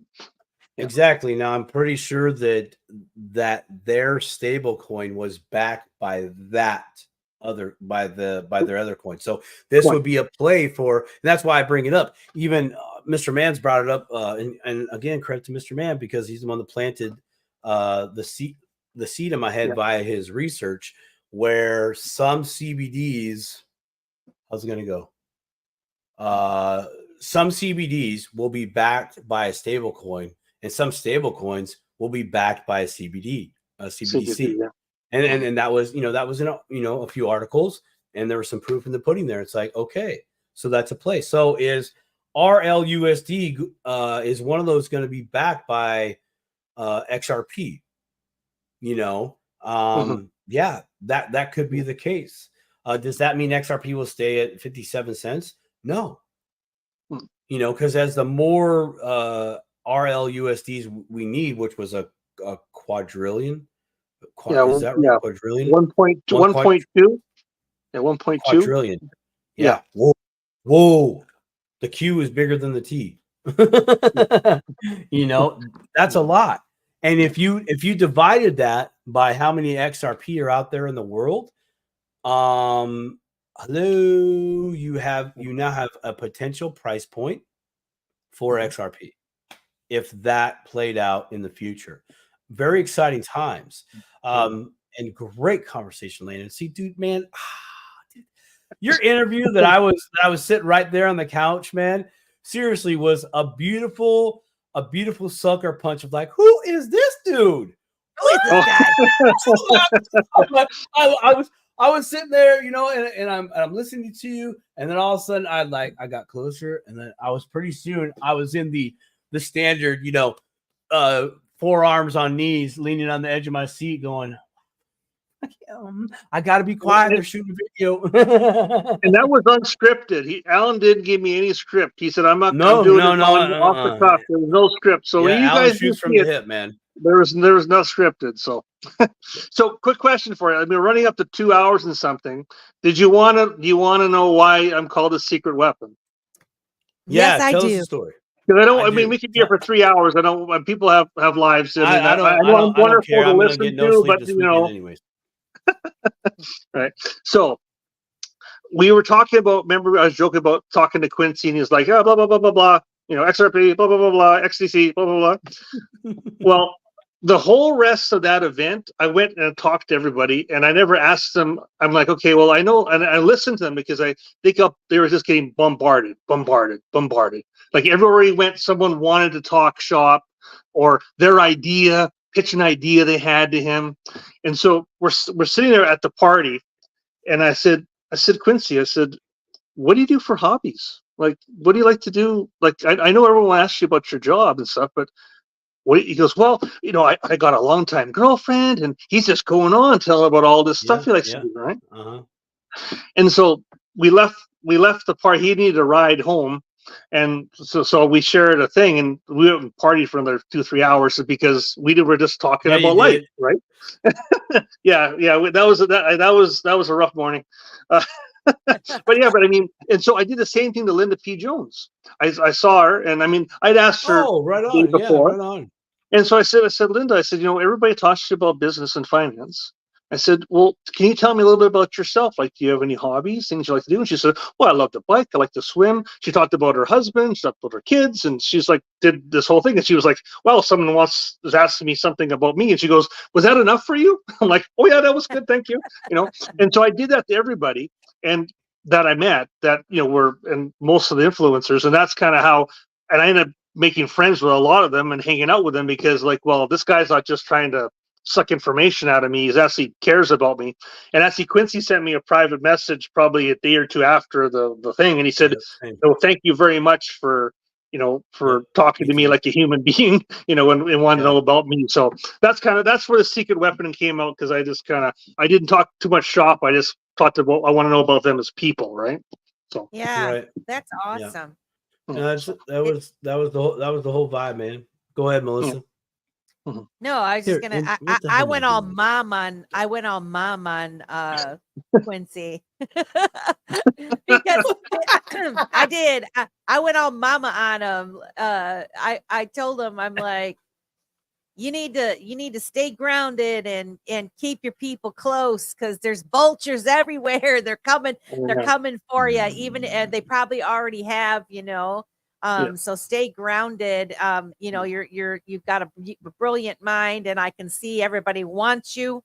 You know, they're all wanting to talk. It's kind of the same concept of what you were going for, Landon. And I was thinking, because I see him as a, you know, as a young man, right? You know, and I mean, he's my kid's age, I think. And I'm like, man, this is too good of a person and too good of a kid to get eaten by the vultures that are gonna, you know, try to use them. And he appreciated that too. So, well, I saw him at the airport when he was leaving too, and he had a rough night. Nice guy, but this is like, I'm like, we were party animals. We were party animals in XRP. And you know what? You know that you mentioned that you had invited Not Financial Advice to the party, to the karaoke. He was there. He was there. I know. I didn't meet I saw him come in. Yeah, darn it. Bummer. I tried to get to say hi, but I invited him to or maybe Alan did. I can't remember if I invited him or Alan did, but to the pre-party. But there were a few people that were gonna come, and they just weren't able to make it. But we're gonna definitely do that again for sure. It was awesome. Just like you said, everybody was so kind and nice. Do you want to do? Oh, sorry. I was going to say, and again, hey, meeting you guys was fantastic as well. Like, you know, very welcoming. I mean, you had kind of your group there, Melissa, with all you was there, which was fantastic, and everybody kind of commingled, and suddenly there was this massive group. All of a sudden, right? So, you know, again, I think one thing I want to stress to the viewers here that come, you know, I understand it's expensive to go, right, Simon? It's expensive. It's not cheap to go. We understand. No, it's not. It's not. But but it's just to make you feel like you're not on an island by yourself. Yeah. Like, just to know that you're with like-minded people, and that you're not crazy, and that, I mean, you're in a room with people that probably have millions of XRP. Like, there are people there that have a ton of money, but they're not like snobs. Like, they'll talk to you. Like they'll like, it's not like they're not approachable. And I think people, they have respect for you for knowing. That's right. They have respect for you. Yeah. So, you know, it's like I said, I think it's well worth it if you can. And hopefully, if we are in a little better situation in a few months from now, crossing fingers, some people have maybe a little extra scratch to go to the next event. Yeah, exactly. Right. Well, I know we want to button this up, because it's 2.5 hours long. However, I don't know how quickly, or maybe you addressed this while I was feeling dizzy, so I had to eat something. I'm sorry. That's where I went.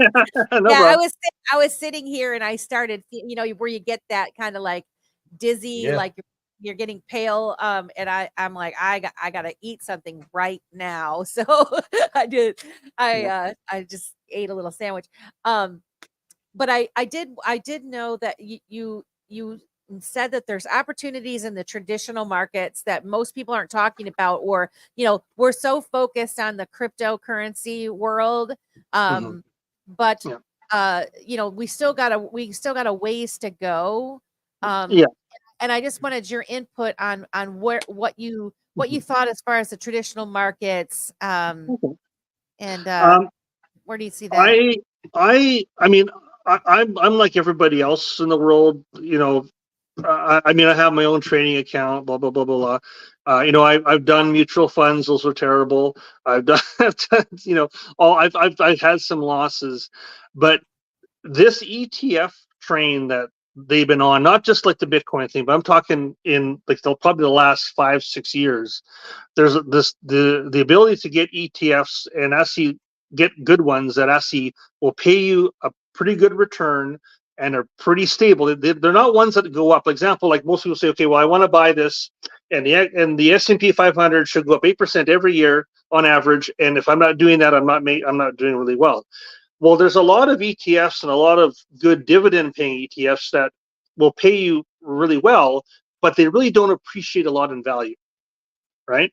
I know that. I mean, a good company is like Hamilton ETFs and those ones.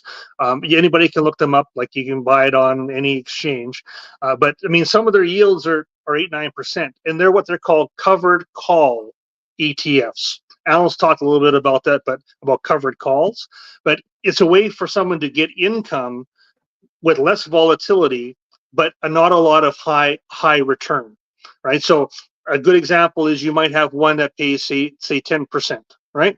Well, if you have, you know, $10,000 in there over the course of the year, it's going to pay 10% over each month. Well, if it doesn't go up in value at the end of the year, and you sell it at the same amount of money, you still gain that 10% of value, right? And so I've done very well that way. I mean, just doing that kind of investing where I look for things that actually will pay you money, right? Like, okay, I put this in the stock. Well, is it creating any value? So I'm not saying, you know, I mean, obviously, you know, we're all concerned that, hey, the new system's going to come and the stock market's going to go down and they're going to crash the system. Gold's going to take over. I mean, there's so many ideas out there about what could happen, but in the short term, everybody is forced into a 401k. Like, I mean, in Canada, it's RRSPs.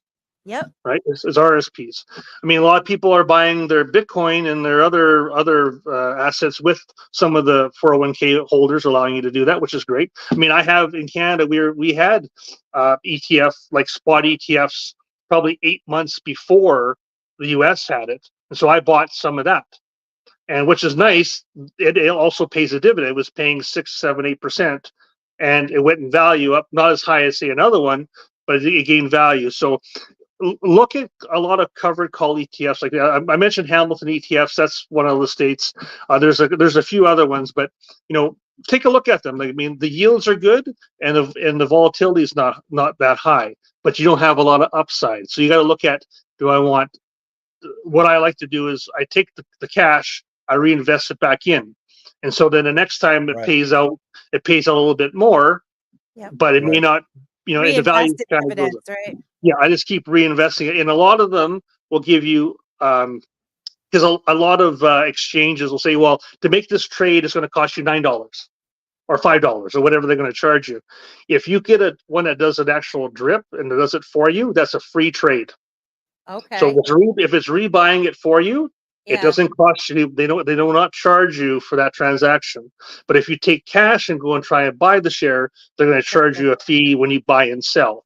But if you put that on a drip where it is, okay, well, the share is $15 and it makes $15, they'll buy you a share.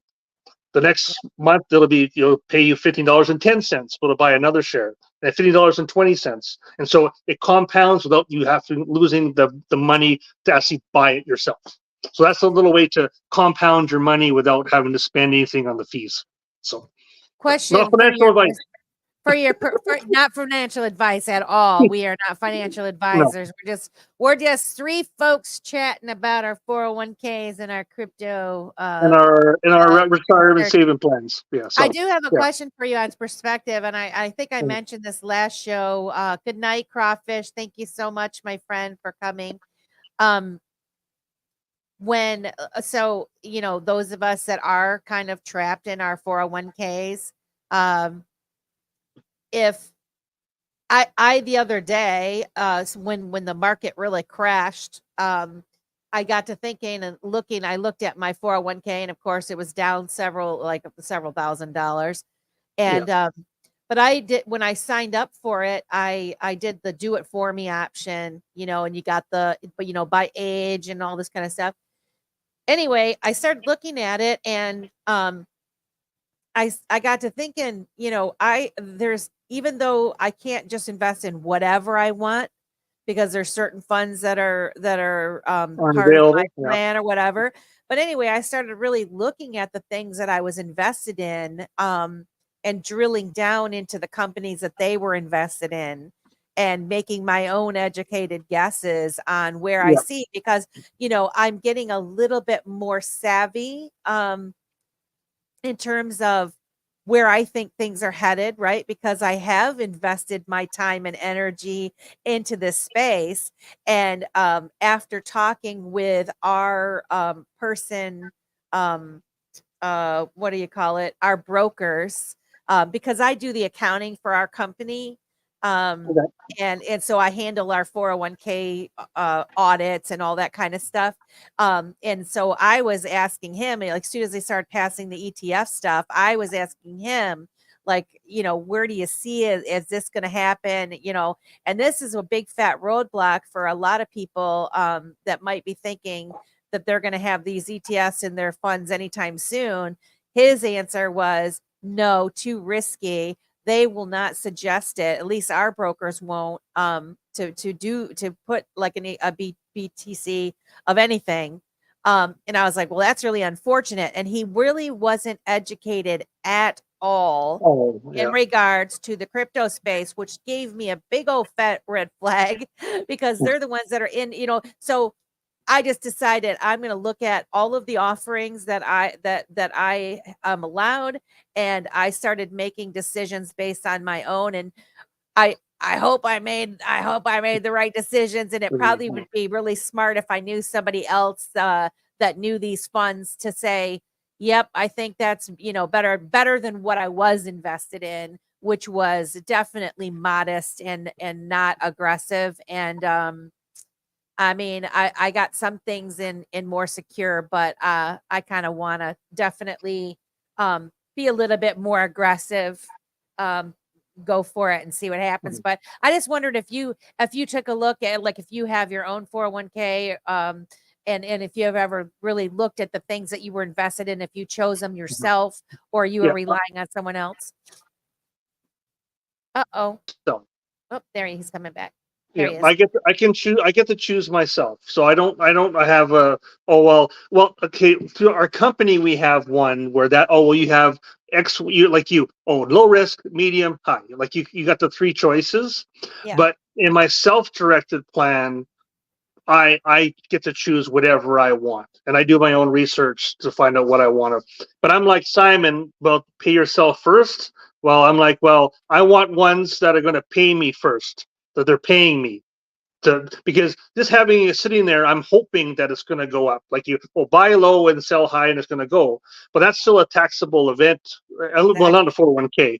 But if you're buying something that's paying you every month, you're extracting some value from that, right? Yes. I know that I have a guy that I know quite well, and he's Canadian, and he sold his home in Toronto many years ago, and that's what he did. He went into a lot of these ETFs that are paying, and he lives in Costa Rica now. But I mean, he turned like 600,000 into like 1.4, right? Good for him.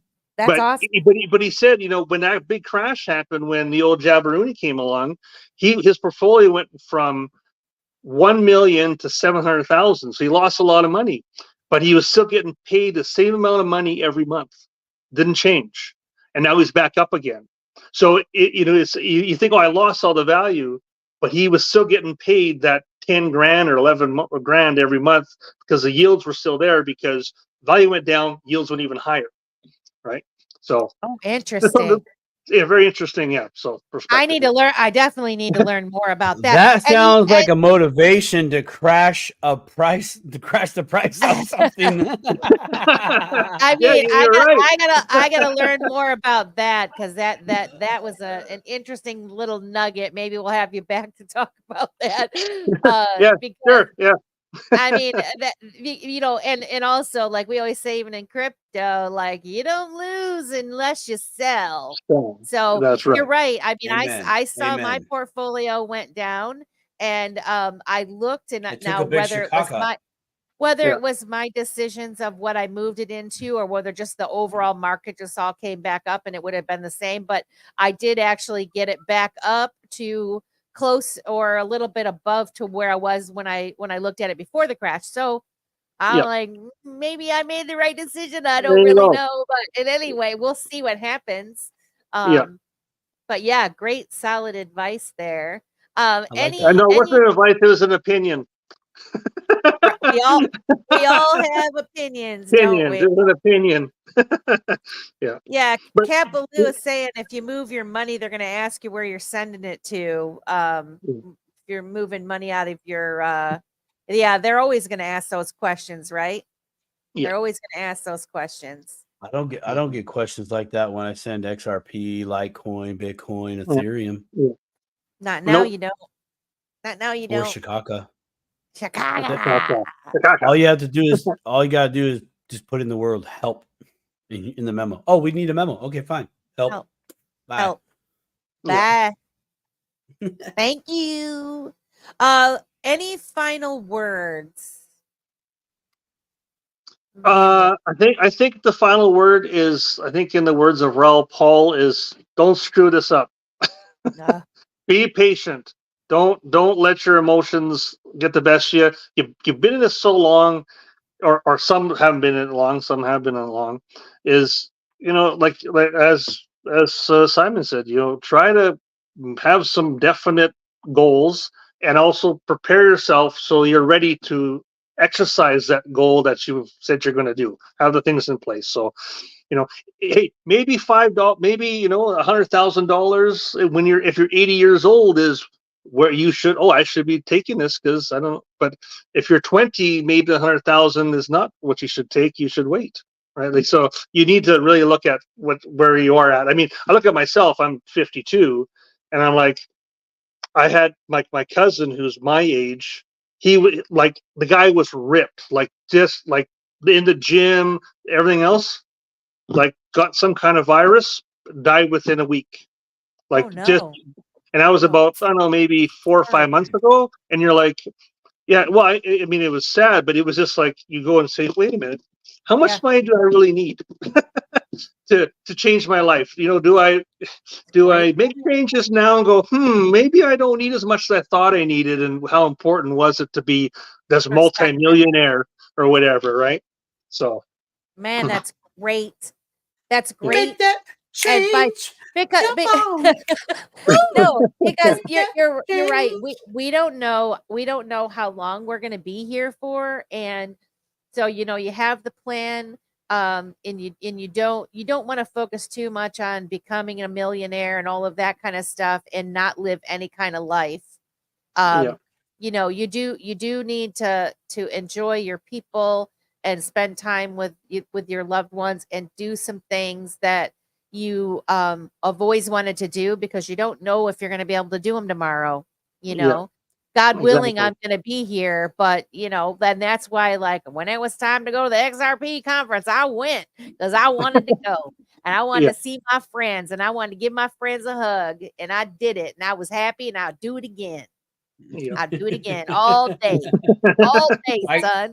I quote the late great R. Nelson Nash. And that is, plan like you're going to live forever, but live like you're going to die tomorrow. Mm-hmm. Yeah. And that book's on its way. The book's on its way. You got the book? No, it's on its way. It's on its way. I've been watching your videos and stuff, and it's really good. But I'm the kind of, I need to get that in front of me. I need to like study it. Like that's the kind of person I am. Like it's great that your highlighter out in your tabs for you. Yeah, no, we've talked about doing that where we're just gonna pick I'd say a chapter, but it's not really chapter. It's kind of broken up a little bit different. But we've talked about just doing that. We're gonna read it, and then we're gonna talk about it, and then read it again. That would work really well for a lot of people, to be honest. Yeah. Y'all get the value. You see the value of the thing. Now let's dissect it.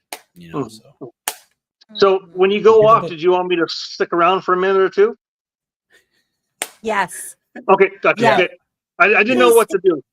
This is all new. Don't do anything. You just stay right there and look pretty. Okay, gotcha. Okay, excellent. All right. Well, thank you for having me. Oh, we love it. We love you guys. We love that you came and shared some time with us and shared your good word, Landon. Thank you, Landon. Definitely blessed to have met you. Glad that you came. Yeah, hopefully we'll get you back on again, and we can learn about. We're gonna learn about your covered calls and you make $10,000. Yeah, and it'd be nice. Hopefully, as Alan says, if we all meet some goals we have, we can meet more often in real life instead of online, right? In the physical. Yeah. In the real. And gentlemen, well, this has been a wonderful time. We will see you next Wednesday. Dip a Toe goes live every Wednesday at 8 p.m. Eastern Standard Time.